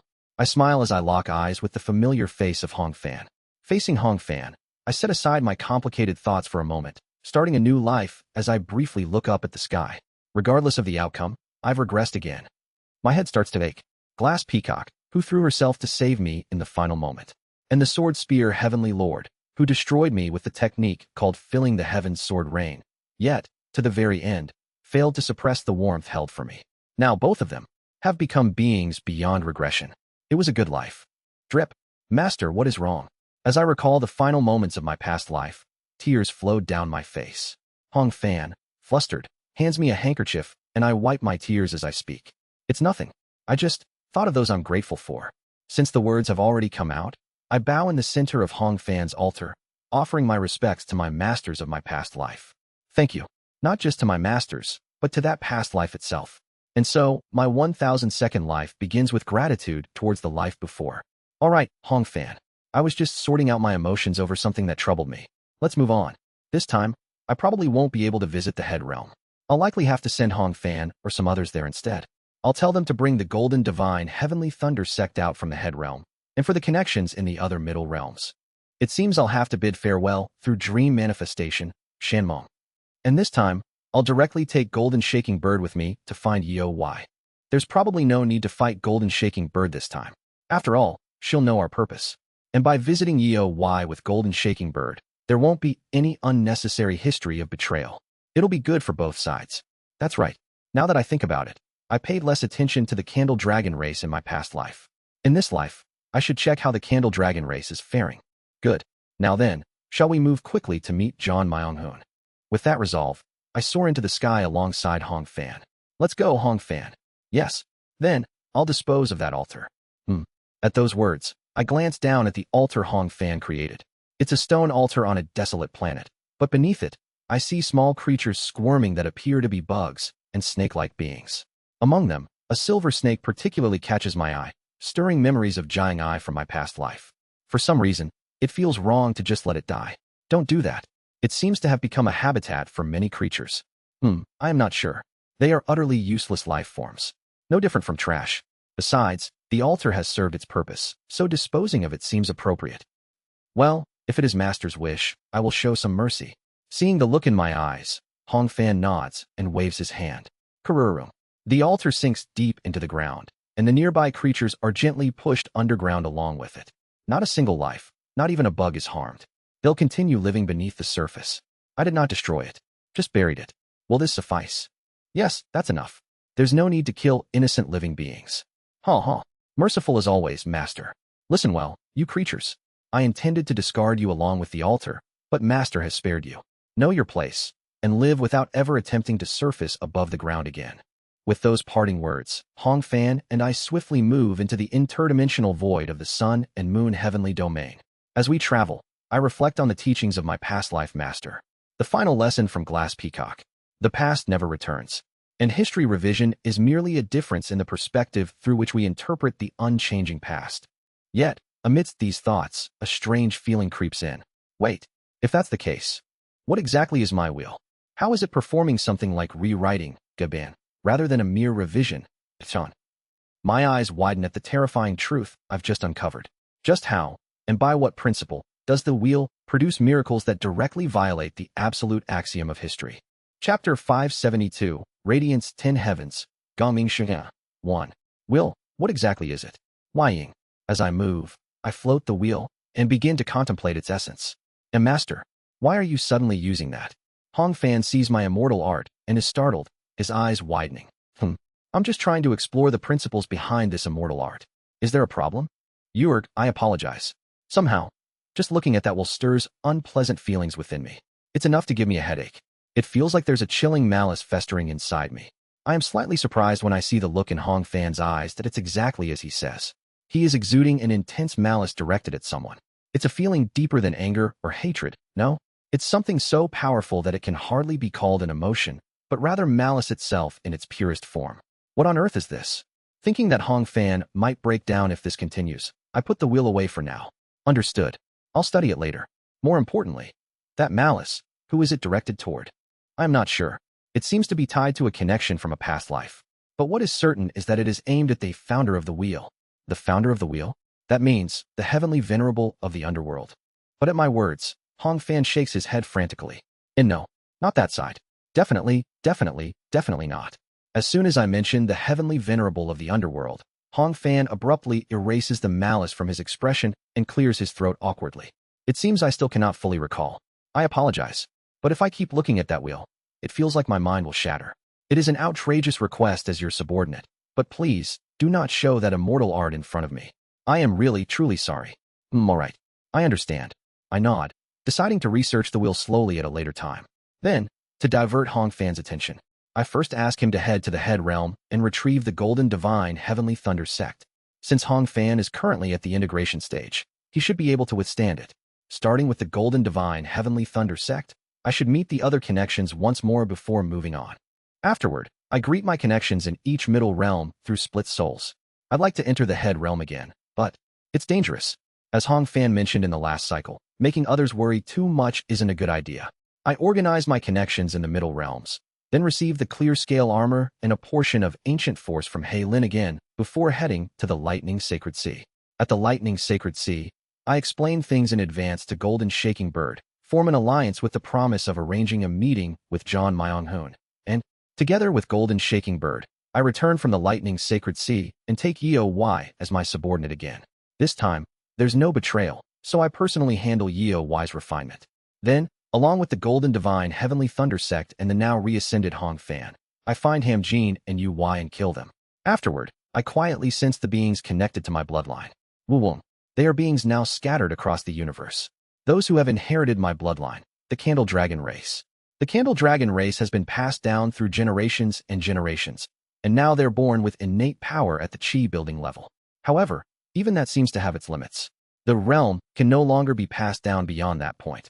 The Candle Dragon race settled within a galactic cluster, flourishing their culture and living relatively happy lives. The only issue is that the human race frequently invades to hunt them as ingredients for Dharma treasures or pills. However, the Candle Dragon race doesn't just sit back and take it.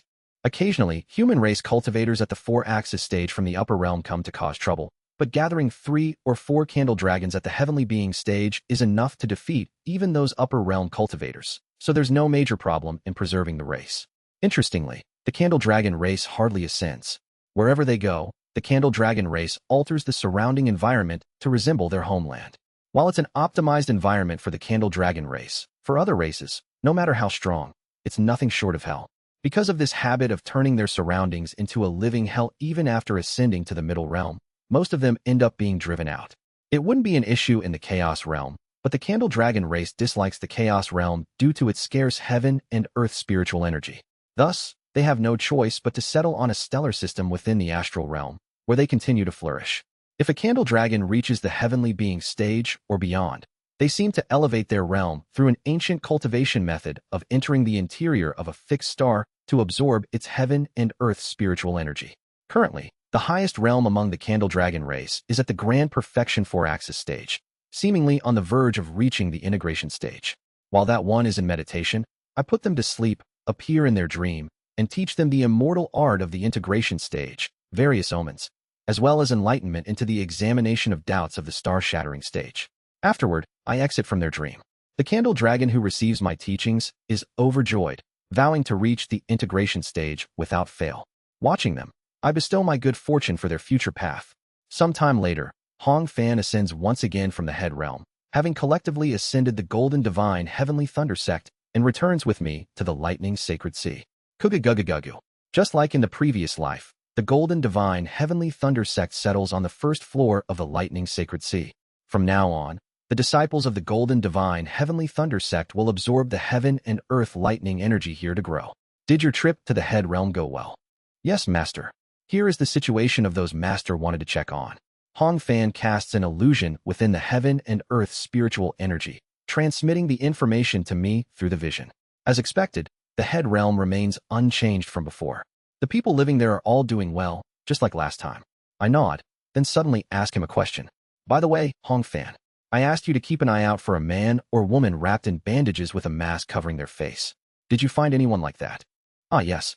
I searched the entire head realm because of Master's request, but no such being exists in the head realm. I furrow my brows. What is this? Is this because of the time discrepancy? Haha. Well, if the existence is as Master described, that person might have been just an ordinary mortal. Perhaps Master misjudged the timing, and they've already died and been buried in the dirt, don't you think? I let out a low hum, unsure how to explain Zhang Ai to Hong Fan. Well, it's fine for now. Maybe it was just my misunderstanding. Considering the shift in timeline, I start to think that the Sword Spear Heavenly Lord might have gone somewhere else first. Alright, let's put that aside and depart. To the Bearing Tree Heavenly Domain. Yes, Master. With that, I refine Yeo Y, assimilating her with myself, then temporarily kill Hong Fan, Ham Jean, and Ui to send them to the outskirts of the underworld. Then, together with Golden Shaking Bird, I head towards the Bearing Tree Heavenly Domain. Why Yang? The great desolate path shines, guiding us to the Bearing Tree Heavenly Domain. Let's go. To the Bearing Tree Heavenly Domain. Quajajijik. And amidst the golden lightning, the Heavenly Domain transfer begins. Sun and Moon Heavenly Domain, Astral Realm. The planet where Seo Eunhyun first descended, the one where the altar stood. In front of that planet, a giant god of light radiating silver-white light appears. It's not easily visible. Must I really go to the head realm? Radiance 8 Immortals, 5th seat. It is the Sword Spear Heavenly Lord. The Sword Spear Heavenly Lord takes out Seo Eunhyun's vestige and grips it tightly. According to the foresight derived from the vestige, it should have been here. Did something go wrong? The Sword Spear Heavenly Lord stays still for a moment, then reveals a hint of anger, as if irritated by something. Does this mean I have to go all the way to the head realm to find out? Must I bear such risks? Damn it, Seo Eunhyun. You bastard. Kururum. At the Sword Spear Heavenly Lord's fury, the stars in the vicinity crumble and are sucked into them. The planet where the altar once stood also turns to dust, and even the souls of the insignificant beings within are wholly swallowed by the Sword Spear Heavenly Lord. Why is this happening? Why does thinking of him stir me like this? Is it the authority of the Ender of this era? Regardless, such bothersome things. As if displeased despite having devoured several planets at once, the Sword Spear Heavenly Lord clutches their chest at the strange emotion surging within. I must go to the head realm.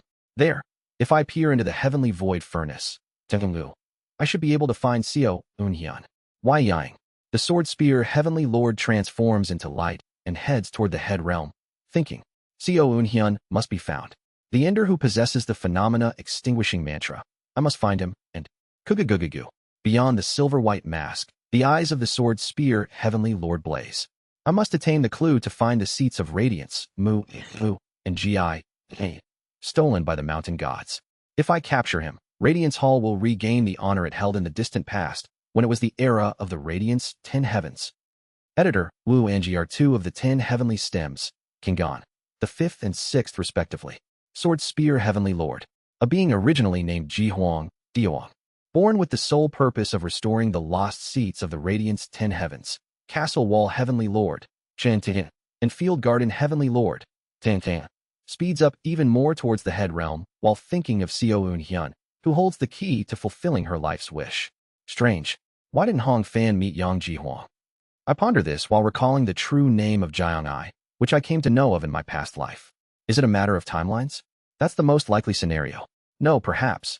I think of Hong Fan, whom I temporarily killed for the purpose of the heavenly domain transfer, and ask Golden Shaking Bird. Golden Shaking Bird. By the way, do you know the immortal titles and symbols of the 11 governings? Yes, of course. The immortal titles and symbols of the governing immortals are common knowledge among true immortals. Would you like me to tell you? Starting with the supreme deities, the most famous is the Radiance Supreme Deity Hyuksa. Their symbol is the black snake biting its tail. I never said I didn't know. Radiance Supreme Deity Hyuksa. I already knew the names and symbols of the governing immortals, including theirs, thanks to the basic knowledge of the true immortal realm that Blood Een imparted to me.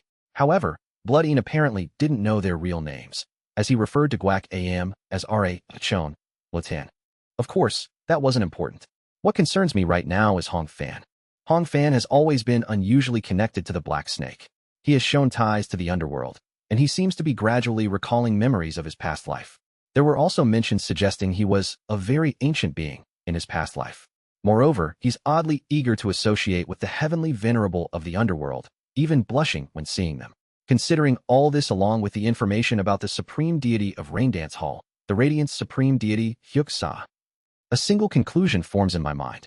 Hong Fan was a reaper of the underworld in his past life, one of the immortal beasts affiliated with the underworld. Normally, that ancient feeling is something typically sensed from immortal beasts. And since most immortal beasts are affiliated with the underworld, Hong Fan likely was as well. Moreover, the fact that he blushes in front of the heavenly venerable of the underworld and recalls past life memories strengthens this inference. He wouldn't have been affiliated with Radiance Hall. Probably not. Logically speaking, the underworld governs reincarnation and rebirth, so would they be crazy and leave a chance for a true immortal affiliated with Radiance Hall to recover their memories in the next life?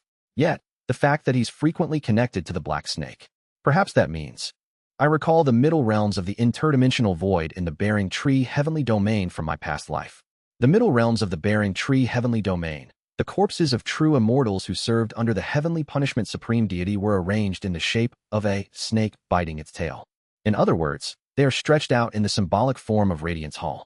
True immortals affiliated with Radiance Hall leave the mark of a snake biting its tail on those who resist or form such marks with their corpses. Alternatively, they assign such a fate, causing the mark to form naturally. Considering these facts, Hong Fan is highly likely to be a former Reaper now entangled in the fate of Radiance Hall. A Reaper or an immortal beast who fiercely resisted Radiance Hall in a past life, was annihilated, and then reincarnated. That's most likely who Hong Fan is. A pitiful soul, branded with the mark of Radiance Hall upon his very fate. Of course, there's one more other possibility. But I choose not to dwell on that possibility for now. If it turns out to be true, I may never be able to forgive myself. At any rate, Hong Fan's failure to meet the Sword Spear Heavenly Lord might not be a mere coincidence or a matter of timelines. It could be a matter of fate. I form a theory while contemplating the relationship between Hong Fan and the Heavenly Lords of Radiance Hall. Hong Fan died resisting Radiance Hall in his past life. If we assume it wasn't a coincidence that he couldn't meet Sword Spear Heavenly Lord, then this fate was imposed by Radiance Hall, which branded Hong Fan with the fate of the Black Snake. Thus, from Radiance Hall's perspective, Hong Fan was deemed to not meet any Heavenly Lords affiliated with them. In other words, Hong Fan himself is an existence that poses an enormous threat to the forces of light. That seems plausible. Just looking at Hong Fan's integrated Dao domain, Darkness World, reveals a power that devours light. Yang Sujin once said that our existence is always watched over by the light in ways we can't even imagine. A truly terrifying thought. However, if my theory is correct, the day Hong Fan regains his memories, we might be able to break free from those constraints to some extent. And perhaps, Yang Ji-huang, maybe her as well. At some point, I find myself hoping that I can rescue Sword Spear Heavenly Lord from Radiance Hall. Considering that Hong Fan will eventually regain his memories, it might just be possible. With those thoughts, I arrive at the Bearing Tree Heavenly Domain. Kurung, Kururung. I burst out from the golden lightning that is a heavenly tribulation. This time, I carefully control my rank to prevent any unnecessary casualties. But then, I sense something strange. Kururung, the one struck by the heavenly tribulation, is already dead. It seems we've emerged amidst the remnants of the heavenly tribulation after the creature had already died. Golden shaking bird grumbles, claiming I bring misfortune or some nonsense like that. So I smack her once and look around the dead demon beast's surroundings. And then I see a familiar face. HRK. Hick. Again, huh? A demon race around the core formation stage. A female of the blood shark race, seemingly yet to advance to the nascent soul stage. That's right. This time as well, I have encountered Duhua. Interesting. I smirk and glance up at the sky. Is this the after effect of history repetition, or could it be that even true immortals cannot truly escape fate? Either way, it's an intriguing hypothesis. And what's even more nerve-wracking here is, no matter which theory is correct, does this mean I'll definitely meet Glass Peacock again? It means I'm bound to encounter Glass Peacock once more. Chapter 573, Radiance 10 Heavens, Gonging Shengya. 2. Kururung. I completely emerge from the heavenly tribulation, lowering my rank as I approach Duhua. Duhua looks up at me, flinching in fear, and bows her head to the ground. Hey, are you perhaps a senior at the 4-axis stage? WHWH, what brings senior to me? 4-axis, huh? Well, I'm at a realm higher than that. First, that demon race over there who died from the heavenly tribulation. Do you know him? He's my brother. He was impatient and recklessly faced the heavenly tribulation without even properly preparing for the nascent soul advancement, and died just like that.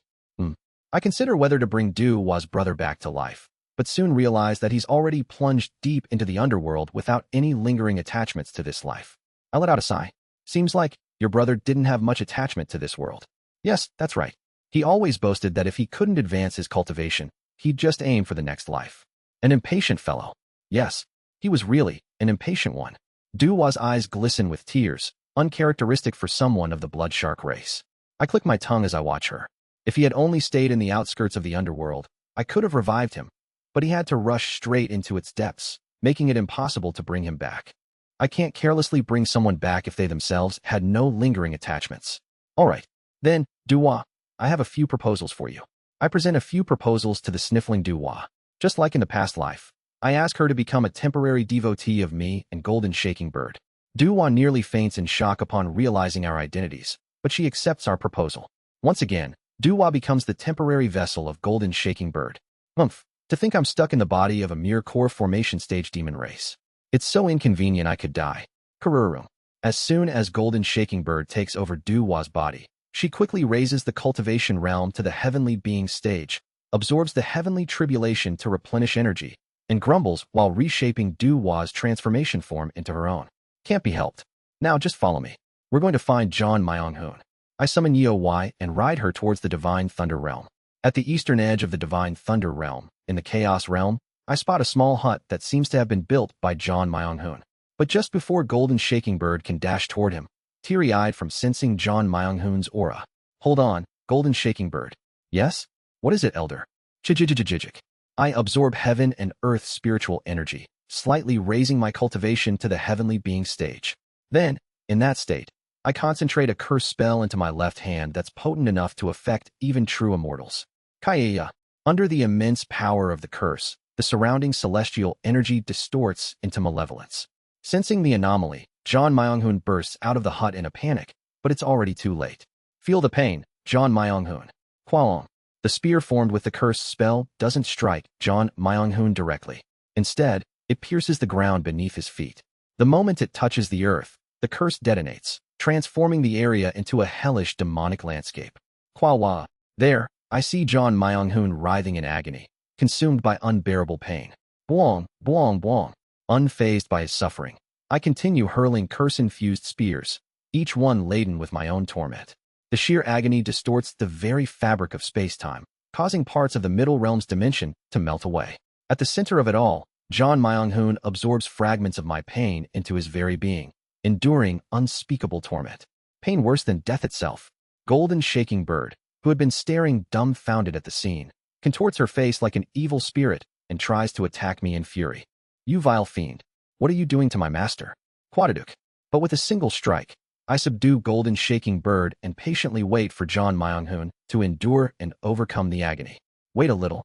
If I don't give him misfortune beforehand, it'll be dangerous later. What?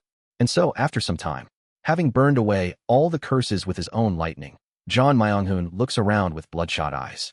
Seeing him like that, I leap down in front of him alongside Golden Shaking Bird. John Myung-hoon. Long time no see. Master. Hick. I'm sorry. I couldn't stop that vile villain from casting those curses. Please forgive Golden Shaking Bird. At Golden Shaking Bird's words, John Myung-hoon seems to grasp the situation and growls, glaring at me. Good to see you, Seo Eun-hyun. But why the hell did you suddenly bombard me with curse spells like a madman?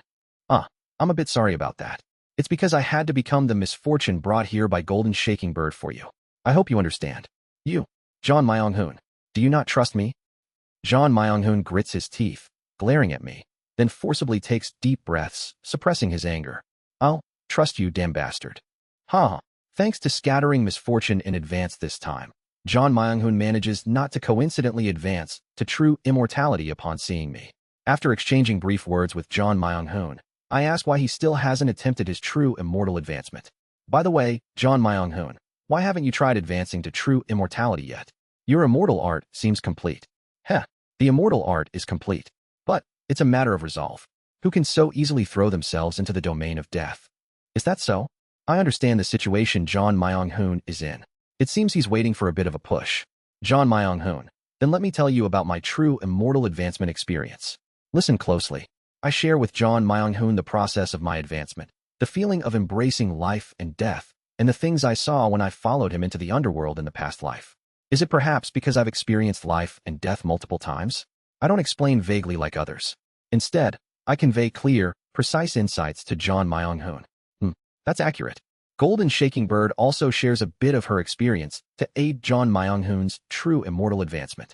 Of course, since she forcibly advanced to true immortality as a thunder beast, it's not particularly helpful.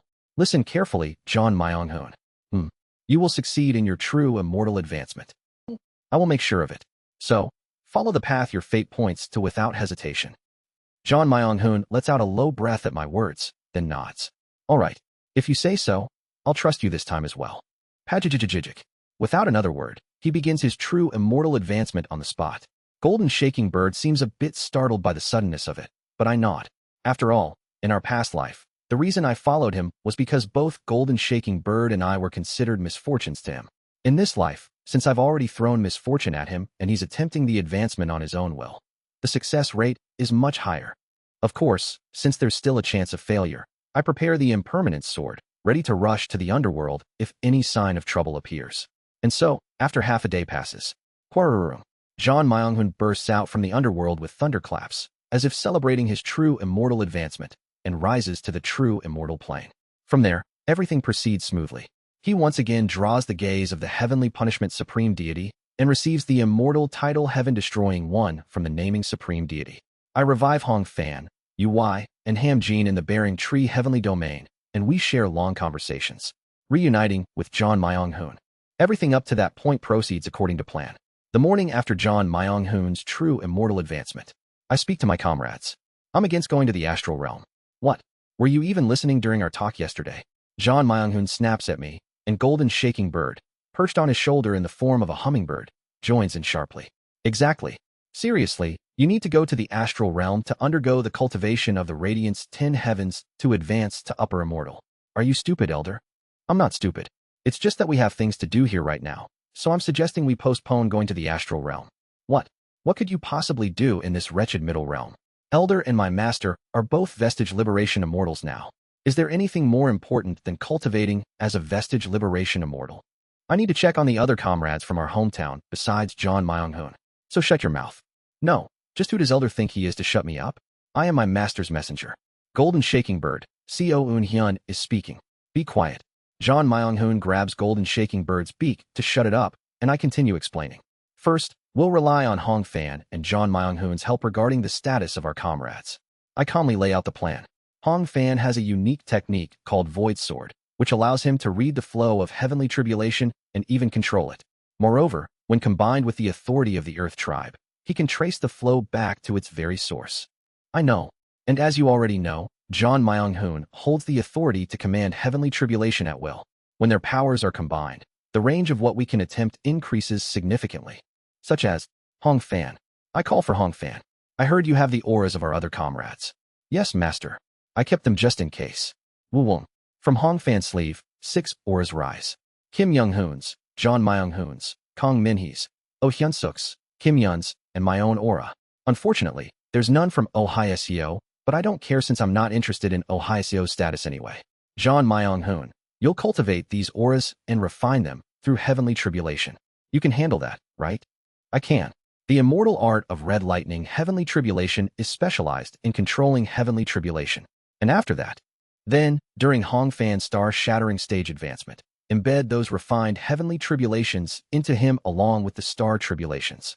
This way, Hong Fan will be able to read the aura of those heavenly tribulations and trace their source. Is that really possible for a mere integration stage centipede demon? Of course, I'll also combine my Earth Tribe senses with Hong Fan's to observe together. With the help of my true immortal insight and Hong Fan's genius, we'll surely be able to read the status of our comrades. John Myung-hoon contemplates for a moment, then nods willingly. Thus, we decide not to head straight to the astral realm, but to make preparations for a few years before making our way there. You're asking if I can activate the Great Desolate Path one more time? Golden Shaking Bird shakes her head at my question. Not possible at the moment. Of course, if Master returns and promises to pet Golden Shaking Bird whenever Golden Shaking Bird desires, I can act as the main soul of the Great Desolate Path and operate it. Additionally, with the authority of the fate Master possesses, he should be able to unlock all the hidden functions of the Great Desolate Path. Then why can't you do it immediately? You're truly foolish, old man CEO. Don't call me old monster. You're not denying being foolish. Anyway, if I connect with the Great Desolate Path and become its main soul, I can certainly use many of its functions. But how are we supposed to return to the lightning sacred sea where the great desolate path is right now? The sun and moon heavenly domain connects only to the heavenly king heavenly domain, which is the base of Radiance Hall. In other words, to get back to the lightning sacred sea, we must pass through the base of Radiance Hall. Do you think that is possible? I let out a faint sigh at those words. To properly operate the great desolate path and travel across all heavenly domains, a being like Golden Shaking Bird must act as its main soul. But to convince Golden Shaking Bird, I'd have to bring her along all the way to the Bearing Tree heavenly domain, far from the great desolate path. Is that it? If I told you to wait as the main soul of the great desolate path while I bring Yang Sujin's reincarnation, would you have believed me? Absolutely not. Master always taught us thunder beasts never to trust anyone, so we trust no one except Master. Of course, it seems some ungrateful thunder beasts decided not to trust even Master. Then, how should I persuade Golden Shaking Bird when the next life comes? I live each life to the fullest. But beyond that, I need to understand my position as a regressor. I have to think about the next life too. I must create an absolute proof that can persuade Golden Shaking Bird. I'll have to think about that from now on. With that thought, I watch Hong Fan as he prepares for his advancement in the chaos realm of the divine thunder realm. This time, John Myung-hoon is set to oversee Hong Fan's star tribulation. Kwagwagwagwang. Hong Fan, having restored his cultivation to the grand perfection integration stage, explodes himself. From within, he condenses himself through basic immortal arts, forming the body of the star-shattering stage. Kurururum. Dust clouds condense, and the star tribulations begin to react. Naturally, since there's hardly any starlight in the chaos realm, the star tribulations Hong Fan must endure are few in number. However, as expected, I frown, watching the star tribulation strike down with a momentum capable of destroying worlds. It's the same this time. Hong Fan's star tribulation is far more intense than what others endure. Kurururum. Though this will strengthen his connection to the stars through the heavenly tribulation, a single moment of carelessness would mean instant death. John Myung-hoon looks down at Hong Fan and begins to manipulate the heavenly tribulation. The heavenly tribulation infused with the nurtured auras of each of us. Kurururum. The six-colored heavenly tribulation starts to descend. Why yang?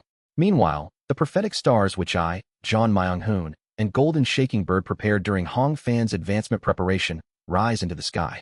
7 stars in total. Within them are scenes of Hong Fan and us succeeding. Kurururum. Hong Fan reads the flow of the heavenly tribulation, tracing its source with the senses of the Earth tribe. I read alongside him, following the flow of the heavenly tribulation. At the same time, the prophetic stars resonate with our senses, guiding us toward success. Red lightning heavenly tribulation. Kurururum. John Myung-hoon also supports us through immortal arts. Indra's net. Kwachajijik. John Myung-hoon's lightning spreads like a net across the surroundings. Lightning has a property known as returning lightning strike. It refers to the phenomenon of heavenly tribulation that strikes the ground from the sky, returning back to the sky.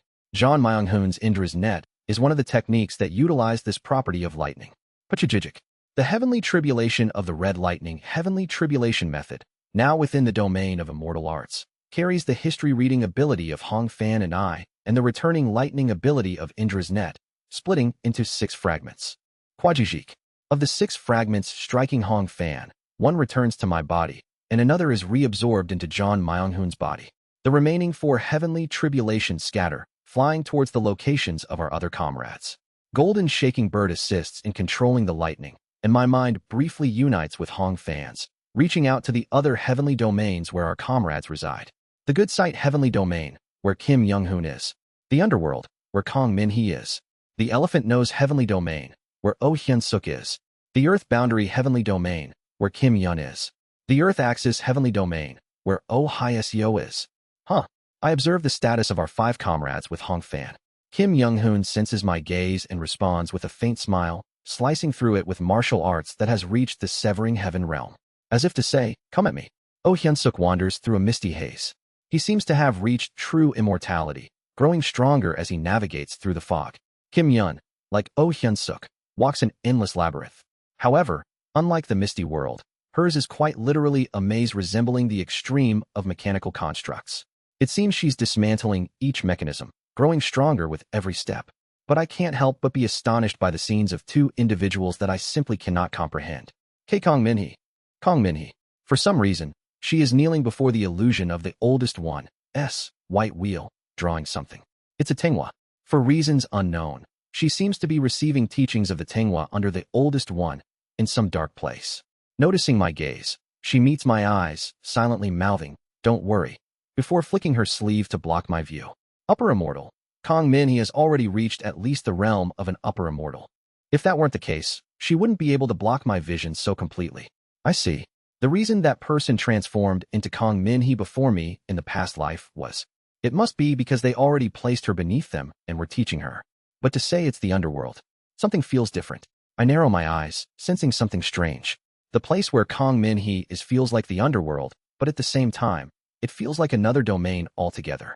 It's as if it's a place connected directly to the deepest depths where the heavenly venerable of the underworld resides. It seems linked to the underworld, yet it doesn't feel like the complete underworld. Perhaps it's a special space within the twin holding heavenly domain. Deciding to leave it at that for now, I shift my gaze seriously to the final scene. It's been a while, Ohio. I glare at the illusion of Ohio, someone whose whereabouts I never even thought to check. Ohio smiles slightly. It's been a long time, Seo Eunhyun. You've changed a lot. I flinch in surprise at her appearance. She has changed greatly since the past. Her entire body is draped in a dark red robe, her hair loose and wild, with dark red eyes gleaming as she grins slyly, making her look like a witch. Even though she wears a robe, patches of her skin are exposed in a provocative fashion. Reclining seductively, she pokes at something beside her with a finger, then licks it with her tongue. Her sticky saliva stretches between her fingers. Though it's a simple scene, the scent of blood it evokes makes me glare at her. What are you eating, Ohio? Are you stuffing yourself with human flesh again like in cedarwood painting? You better stop, before I come and carve out your belly. Ahaha. Don't worry, Eunhyun, I'm not randomly killing people for food. Look, it's not even a human skull. She lifts the skull of whatever she's been eating to show me. It looks human but has horns, someone's skull. She's slurping out the brain from that skull. Just like humans slaughter cows, pigs, and chickens to eat, I'm just eating a devil from the Earth Axis heavenly domain. I've got to eat to live, you know. So you've stepped foot into the immortal family. I glare at her, deducing her cultivation realm. You've reached the entering nirvana stage, and yet you still need to eat things like that? Eunhyun, do you know? Ohio pulls out a lump of bloody flesh from the skull and starts shoving it into her mouth. Me, you see, my chest hurts so much. She starts to cry, her robe slipping and revealing just enough to tempt. As I look deep into her eyes, I realize she's broken. Ever since I inherited tainted soul filling the heavens from Seo Huiol, my chest has been hurting so much, you know? I don't know why it hurts so much, why it's so agonizing. It used to be so simple and easy. Back then, I just had one simple, clear desire: dominate and make them my slaves. That was it. But now, it's gotten strange. What Seo Huiol entrusted to me. Because of that, I feel like I'm going insane. Drip, drip, drip. Blood tears begin to flow from Ohio's eyes. After being dragged to the Earth Axis heavenly domain, I met a great being. The great and honorable Red Summit Great Mountain Life Phenomena Extinguishing Great Emperor, Tong Yut Taosan Tenchi Fasheng bestowed teachings upon me. I even died while receiving their teachings. Who else could say they've experienced such a thing? Already 100 times. I've died a total of 100 times, suffering every kind of pain and torture imaginable. But you know, she claws roughly at her own chest, gritting her teeth. More than all that pain, the ache I feel inside this chest is even stronger. I don't know why. Usually, when I don't understand something, Seo Huiol would come and teach me, but he doesn't this time. It's probably because he doesn't have a body anymore. That's why I'm going to make a body for Seo Huiol. I'm going to resurrect him. And then, I'll share this pain with him. You understand? But until then, I have to pass this pain on to others. Quadaduk, quaduk, quaduk. From within the skull of the devil clenched in Ohio's hand, a terrible scream echoes. The devil seems to still be alive. The pain slightly eases. That's why I'm eating things like this, Eunhyun. She reaches her hand out towards me. The Red Summit Great Mountain Life Phenomena Extinguishing Great Emperor told me to bring you to the Earth Axis heavenly domain and feed you the corpse mountain blood sea. It's out there. They said they left some of it just for you. So come and eat it. If you eat this, they will create a body for Seo Huiol. They said they will bring Seo Huiol back to life. Your realm will rise, and Seo Huiol will be resurrected, and I'll be able to share this pain again and ask him what to do. We'll both benefit. Right. So come, Seo Eunhyun. I've received their teachings and got a grasp regarding the devilish, path. My cultivation is entering nirvana, but within the Earth Axis heavenly domain, near the corpse mountain blood sea, I can crush upper immortals like you can. It's limited power, but overwhelming. Just borrowing this power makes me this strong. If you inherit it properly, you'll be even more incredible. So come here. With my ability, I can bring you over right now. Ohiasio. I gaze at where Ohiasio is. She's leaning against something massive. Only now do I realize. It's a massive bone. The corpse of a large sea dragon. Sio Huiol is. Looking at that sea dragon's corpse, I understand. There's no soul there. And having faced tainted soul filling the heavens dozens, even hundreds of times, I can tell. Sio Huiol's configuration doesn't exist there. Sio Huiol is already deep within the underworld, paying for his sins at the very bottom of hell. Maybe he's already been reincarnated as some lowly beast and is being slaughtered. Already dead. He's not there. At my words, Ohiasio freezes. It's been a while since I've seen eyes like that. The eyes of Mad Lord and John Myong-hoon. And my own eyes, back when I lost Bu Qianghua in the 10th cycle. Sio Eunhyun. Ohiasio smiles. You're stupid, aren't you? I'm not stupid. No, you are stupid. Or maybe you've become blind in exchange for your strength. Look, here, Sio Huiol is right here. Sio Huiol. Sio Huiol is with me right now. Listen carefully, Ohiasio. Regardless of what happened, I'll tell you this, for your sake. I relay the truth to her with a stern face. Sio Huiol is dead. That day, after sending you to the Middle Realm, he died. Let Sio Huiol go. What's by your side? Shut you up. Is nothing but Sio Huiol's corpse. Shut up, Sio Eunhyun. You are reptilian bastard. That habit of lying while wearing a human mask is showing again. Huh? Don't make me laugh. Sio Huiol is here. Here, I tell you. That's nothing but Sio Huiol's bones. Shut you up. I'll kill you. I'll kill you. I'll resurrect Sio Huiol, and together with him, I'll find you and flay that filthy body of yours. They said it's fine to fight you. They said as long as you merge with the Corpse Mountain Blood Sea, it doesn't matter. They even said killing you and burying you in the Corpse Mountain Blood Sea is acceptable. Listen well, Sio Eunhyun. Kigajijigik. The surroundings begin to distort. Taiji twists, and history trembles. I've experienced 100 deaths. And through those deaths, my power has grown unimaginably. To a level someone like you could never comprehend. Someone like you, who cherishes life, maybe experienced death once while advancing to true immortality? Ha! You can't defeat me, because the power of us enders reaches its peak when we experience death. Listen well. This is my true authority. Truth manipulation. This crazy bitch. Seeing her reveal her ability out loud, I hurriedly summon the wheel. I rewrite. For an instant, I feel it. The power of the wheel and Ohiasio's authority, truth manipulation, collide. As the past rewrites itself, the fact that she spoke those words is erased, and I am suddenly thrust into a world drenched in blood by some bizarre authority. Reading the truth, flipping that truth inside out, and as I please. Watching Ohiasio flaunt her ability after pulling me into this alternate space, I let out a small sigh, filling the heavens governing view. Shea, a hazy mist spreads, covering the blood-colored sea. Ohiasio's pointless explanation is cut off mid-sentence, failing to deliver. Ahaha, it's this again, Sio Eunhyun? Yeah, I still remember. You cornered Sio Huiol with this filling the heavens governing view. But do you hear that? Sio Huiol is whispering to me. He's telling me that this time, he won't lose. I squint as I watch Ohiasio draw power from the blood-colored sea. From that sea, I sense the power of an all-too-familiar being. It's a portion of my senior brother's authority. The Great Mountain Supreme Deity, Guak Am. It belongs to my senior brother. Clicking my tongue, I look at Ohiasio. Because she claims Sio Huiol is whispering to her, I glanced again just in case, but, as expected, even with my true immortal eyes, there's no sign of Sio Huiol. No spirit, no configuration. All that exists is Ohiasio herself, having inherited a part of Sio Huiol's heart that resided in the deepest depths of tainted soul filling the heavens. She is simply rambling to herself, practicing repentant enlightenment under the influence of the Great Mountain Supreme Deity, and reflecting on Sio Huiol's heart within her own heart. If I were to put it in Earth's terms, how ironic. Ohiasio, who carries Sio Huiol's heart, has become exactly like the mad lord he despised. It's part of the blood sea of the Red Summit Great Mountain Life phenomena extinguishing Great Emperor. In here, I am equal to an upper immortal. I've always wondered. I cut off Ohiasio's rambling, summoning my true body into this strange space. Do-do-do-do-do. Glaring at her from the center of the glass true fire's candle flame, I draw forth the three great ultimates and smirk. If you keep hitting the Mad Lord, would even he return to sanity? In front of someone far stronger, someone of a vastly higher rank, wouldn't even their rage be controllable? That kind of thought. Though the Mad Lord faced Jangik once before, honestly, I don't consider that a proper encounter. I guess I'll test it with you. Heaven, earth, heart, and we'll merge. At the same time, my true body, having reached the realm of a true immortal, hums and resonates. Ohyasio laughs as she stares at me. Don't be ridiculous, Seo Unhyun. You think you're stronger than us? In this blood sea, against me and Seo Huiol, you'll never win. Flash. The light of glass peacock erupts from Ohyasio. At the same time, I charge straight through the light and slam my fist into Ohyasio's face. Huh. Quag-wag-wag-wang. Her head explodes instantly, and cracks spread like a spider web across this blood sea space. Chi.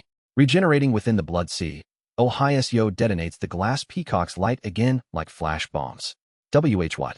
Why isn't the power of the glass peacock? Quarrerum. Ignoring the light once more, I leap at her and chop down with my hand blade. Geum. The blood sea shatters again, and she screams. Why? Why isn't it working? Why isn't it working? Ohyasio pulls out the space labyrinth divine power of Azure Pong, but I completely break through it in a single breath and grab her shoulders. You don't know a damn thing about addiction? You think that just wielding power that toys with the truth can make you Glass Peacock themself? Azure Pong themself? This can't be happening. This can't be happening. G-Glass Peacock's power is invincible. The Glass Avidya advancement light has always been the strong. Quong. I slam my hand blade down on Ohyasio's face, splitting her in half. Though she revives within the blood sea, every time I exert my strength, the entire space crumbles further. Perhaps because it's a place that's half similar to the true immortal plane, even the northern dipper ceiling immortal flag doesn't function. Unleashing my full power, I smirk, flying at her once more and crushing her shoulder in my grip. Keep flaunting that so-called strongest. From now on, this immortal. Still holding her shoulder, I raise my hand blade again. We'll heal you. Geum. Once again, Ohyasio is split in half and killed. So be grateful. Chapter 574, Radiance Ten Heavens, Gongning 3. Quang Quang. The explosion shakes the surroundings. With each of my strikes, the nearby space shatters, and Ohyasio's body bursts apart. From the very start, wrapped in glass true fire, I charge toward Ohyasio and clamp her mouth shut. Flash. White wings bloom from her back. At the same time, a pure white heavenly Pegasus, Kama, manifests behind her. It is muscle. With a horse's head above the neck and the body of a winged human. Below, the being clasps its hands together like a Dharma statue before launching a fist at me. A fist. Watching that pure white fist, I feel time compress. The world slows, leaving only the fist targeting me within it. Even though Ohyasio has reached the entering nirvana stage, that punch and my reaction speed seem too much for her to follow, as she barely manages to track it with her eyes. Qualong. Power. Not any immortal art, authority, rewrite, or prophecy. Just pure, concentrated power flies at me. Jung. And that concentrated force explodes within the blood sea. Chiyuriai. By the authority of order, the blood sea I had split apart restores itself. Kagugugu. The phantom of the white-winged heavenly Pegasus summoned by Ohyasio glares at me before charging in an instant, swinging its fist. The heavenly Pegasus's fist aims for my cheek. I lower my waist to evade and strike at its ribs with a hand blade. The heavenly Pegasus spins in place and swings its wings to smash me upward above the blood sea. Pong. Kicking off the blood sea's surface, the heavenly Pegasus soars toward me, extending both legs straight out. Maintaining that form, it slams its legs down at me. Sound disappears. The two legs of the heavenly Pegasus drive into my stomach, triggering an explosion. Within the explosion's range, all sound vanishes, and the entire order of the blood sea begins to rearrange itself for the heavenly Pegasus. I laugh. I like this. Releasing my will, I reach out toward the phantom of the heavenly Pegasus. My hand blade collides with its fist. Bruises form on my hand, while its fist is sliced away. It retaliates with a knee strike. I shift my upper body, trapping its knee in my armpit, then stab its solar plexus. A single thrust. With that one thrust, a hole is pierced through the heavenly Pegasus's solar plexus. Even with a gaping hole in its chest, it continues our battle with an unrestrained smile. Its back kick shatters my jaw. My hand blade severs its left hand. Our exchange grows fiercer. Kugagugagugu. But the end is approaching. From behind, Ohyasio barely keeps up with our exchange, overlaying her form with the illusion of Supreme Tiger, while summoning another immortal beast's illusion within both hands. Quack. I grab the heavenly Pegasus's shoulder with my right hand. The heavenly Pegasus also grabs my shoulder with its right hand and grins. With all our strength, we slam our heads against each other. Another explosion erupts.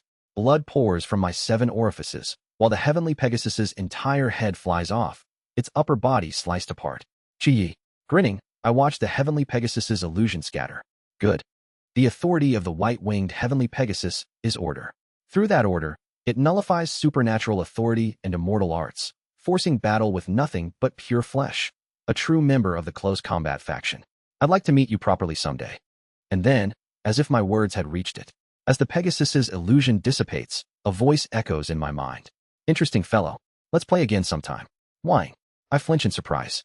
That just now was the heart language of the heart tribe. And the realm of the heavenly Pegasus that could be judged by the resonance of that heart language is Severing Heaven realm. It is the realm of Severing Heaven.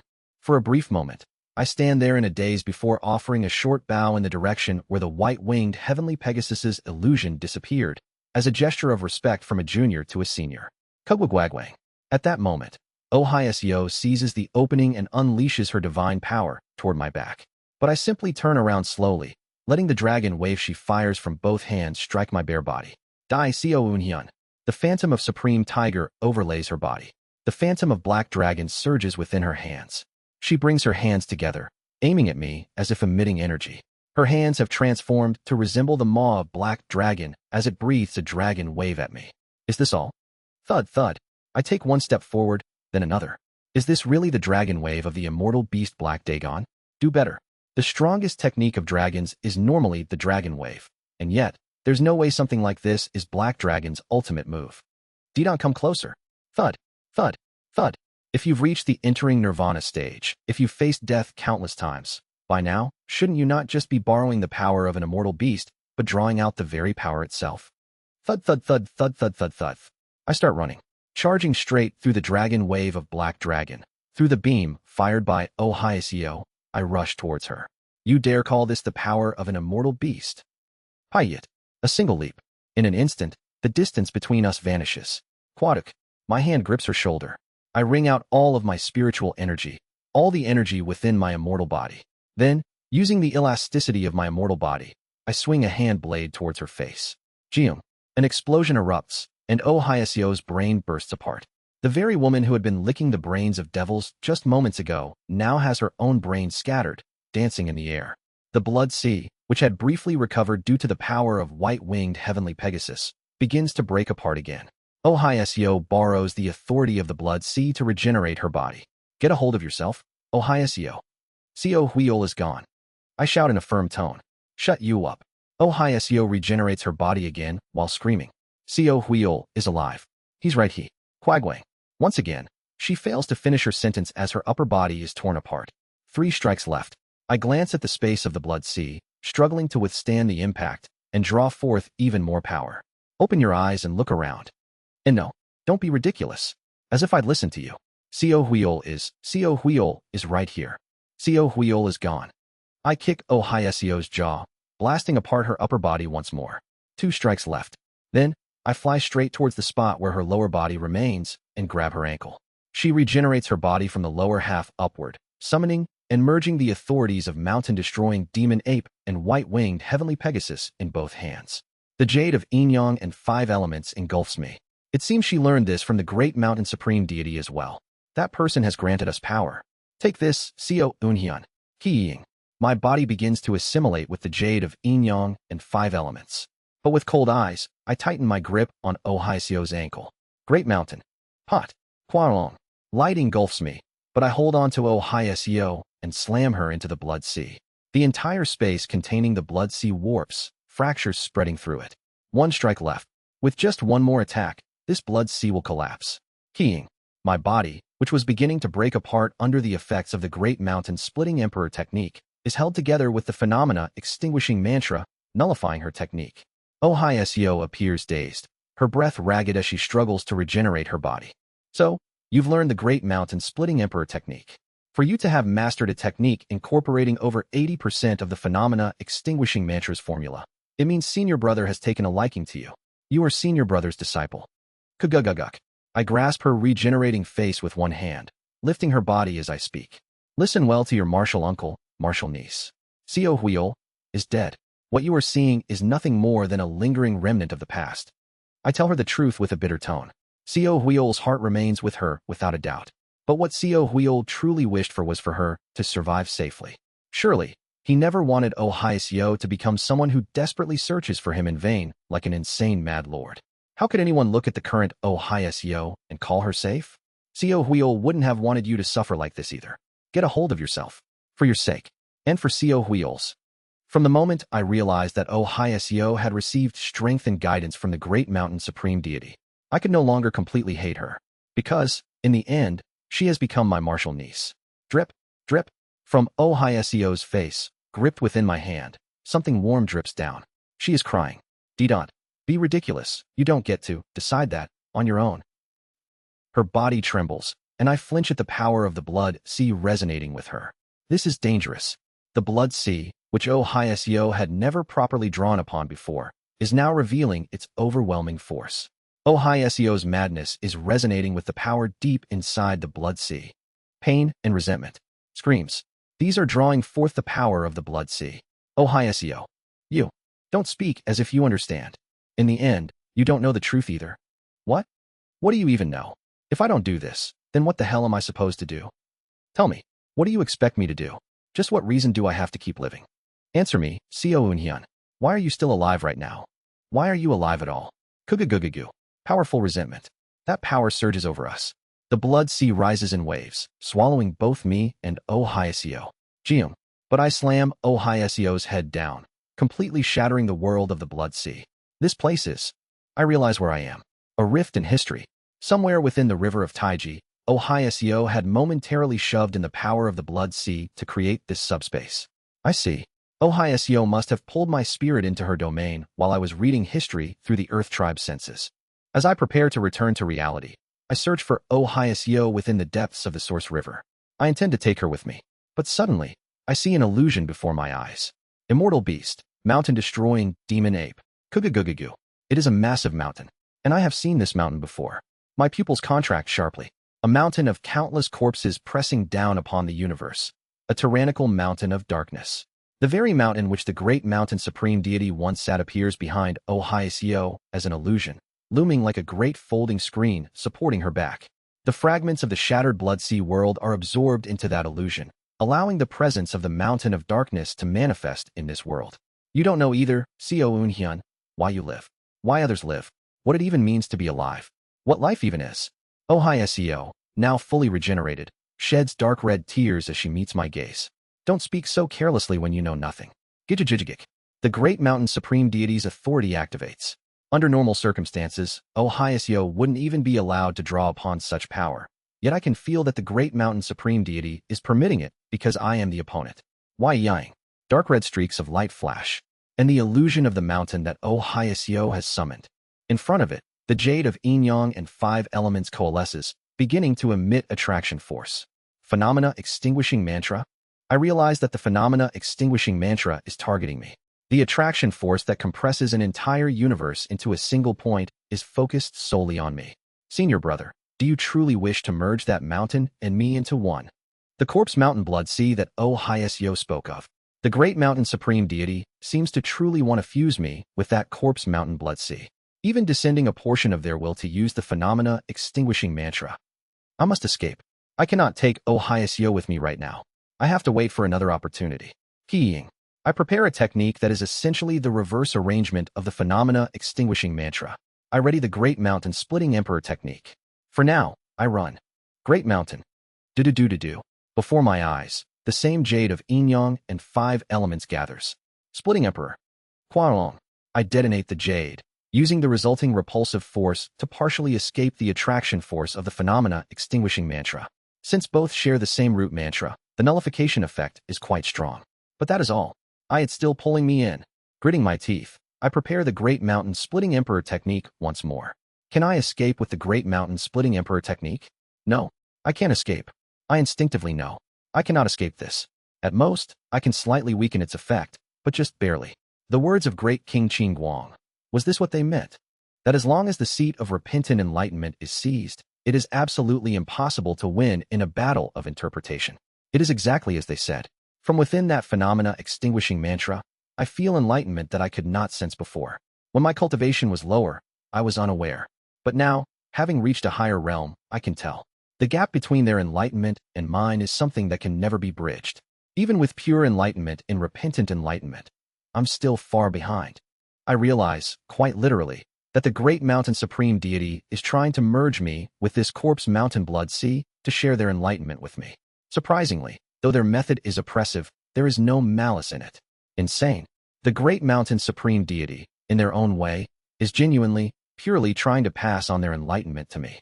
However, as I look at the corpses shedding blood tears within the corpse mountain blood sea, I cry out, "Senior brother, are you watching?" The great mountain supreme deity is not present here. That corpse mountain blood sea is merely a remnant of the power they left behind. It is neither their clone nor projection. Only a faint trace of their will resides within it. Yet, for some reason, I feel as if the great mountain supreme deity is listening, so I speak towards them. I have my own enlightenment. I will walk the immortal Tao under you, senior brother, but, why yang? A pure white light begins to gather in my hand. That does not mean I accept your way. That light is the glow of a hazy mist. I have my own path. Do not force your way upon one who rejects it. Flash. The light gathered in my hand bursts forth right before my eyes. And within it, a certain scene unfolds. This scene is one that only I can see. The scene within the canvas of myriad forms and connections is the moment when Glass Peacock pressed her lips against my cheek. The trace that Glass Peacock left on my spirit in my past life. That trace frantically scatters light, radiating an attraction force towards a familiar presence. My Tao is the cause and connection of all phenomena, Wanzhong Yin-Yang. From afar, going against the current of history, a massive peacock enveloped in pure white light begins to soar toward me. This is the interpretation of repentant enlightenment that I have chosen. I will not accept your way, senior brother. In an instant, Kugwagwagwang, Glass Peacock, soaring against history, crashes directly into the corpse mountain blood sea. An enormous explosion erupts from Glass Peacock, shattering the core of the phenomena extinguishing mantra spreading from the corpse mountain blood sea. Then, Glass Peacock's frenzied voice echoes across the entire river of history. Where are you? Where? 10 million years. Where is my lover? Worth 10 million years. Shiver. I awkwardly laugh, knowing exactly what Glass Peacock means by worth 10 million years. It seems the mark Glass Peacock left on my cheek in my past life was exactly that kind of mark. Kugugugugu. From deep within the corpse mountain blood sea, a fierce arm bursts forth and grabs hold of Glass Peacock's body. As expected, it's not just a fragment of their will, but a part of their split soul that they left behind. The great mountain supreme deity has heard my entire declaration. Why you? Is it you, mountain-destroying demon ape? Ugh, a hut. Fine. Being seized by your rough hands and being utterly violated felt amazing too. If it's you, I could go for 10 million years. But no. The one I carved this mark that I must absolutely taste was not you, mountain-destroying demon ape. The split soul of the great mountain supreme deity. Glass Peacock, caught in its grasp, rolls her eyes back and looks at me and oh Hyaceo. Then, our eyes meet. So it's you. Wait for me. Wait for me. I will definitely. Quajajijik. The powerful hand of the great mountain supreme deity clenches tightly, crushing Glass Peacock into a small clump resembling a rice cake in its palm. But perhaps because they only left behind a mere remnant of their power, it seems to be unable to completely subdue the body of Glass Peacock, who is at the great net immortal level, and is using all its strength just to hold on to her. Jithang. At that moment, I sense someone has intruded into my colorless sword enclosure. It is a hulking figure, wrapped head to toe in bandages and draped in a tattered robe, sitting leisurely within my colorless sword enclosure as if it were their own. I quickly form an incarnation within the colorless sword enclosure and bow before the figure. It has been a long time, senior brother. Quong. But they immediately swing their bandage-wrapped foot, kicking my head and slamming me into a mountain within the colorless sword enclosure. Who is your senior brother? Do not run your mouth carelessly. Are you getting revenge because junior brother had beaten marital niece too much? Hut. As I dust myself off, I shudder slightly at the sight of Guac AM, whom I haven't seen in a long time. Unlike before, Guac AM now wears a yellow mask. And for some reason, looking at that masked figure, someone comes to mind. That appearance. You do not need to know. They coldly cut off my words and glare at me. I prophesize this. One day, you will regret rejecting the corpse mountain blood sea I left behind today and shed tears of blood. That is all. With those words, Guac AM, wearing the yellow mask, vanishes from my colorless sword enclosure. But I laugh. Though they called it a prophecy, they were merely words, lacking any attraction force of a true prophecy. Then, Seoeun, Hyun. Kugugugugu. From the far reaches of the Source River, Golden Shaking Bird and John Myung-hoon have entered, holding Yeoy. It seems they came to rescue me after I was suddenly pulled into Ohio's alternate space. Pat. The two lightning path immortals swiftly fly in and grab my hands. Kugagugagu. For a brief moment, Wackam's attraction force holds me in place, but I grip my friend's hands tightly and break free from their attraction force. The corpse mountain blood sea of the great mountain supreme deity no longer pursues me. That is because it is using all its strength to restrain Glass Peacock, who is struggling wildly to pounce and violate me. Relaxing my body, I sincerely offer my thanks to my long-unseen senior brother. Thank you, senior brother. Thus, with the strength of my connections, I escape the repentant enlightenment of the great mountain supreme deity and look back at them. Golden Shaking Bird, seeing that mountain-destroying demon ape and Glass Peacock are fighting, hurriedly insists that we must leave the bearing tree heavenly domain and quickly departs the source river. Let's go. Recalling the moment right before I met Ohio, I speak to John Myung-hoon and Golden Shaking Bird. To the good sight heavenly domain. Ohio and the great mountain supreme deity. That brief yet intense encounter with the two of them comes to a close as we flee towards another heavenly domain.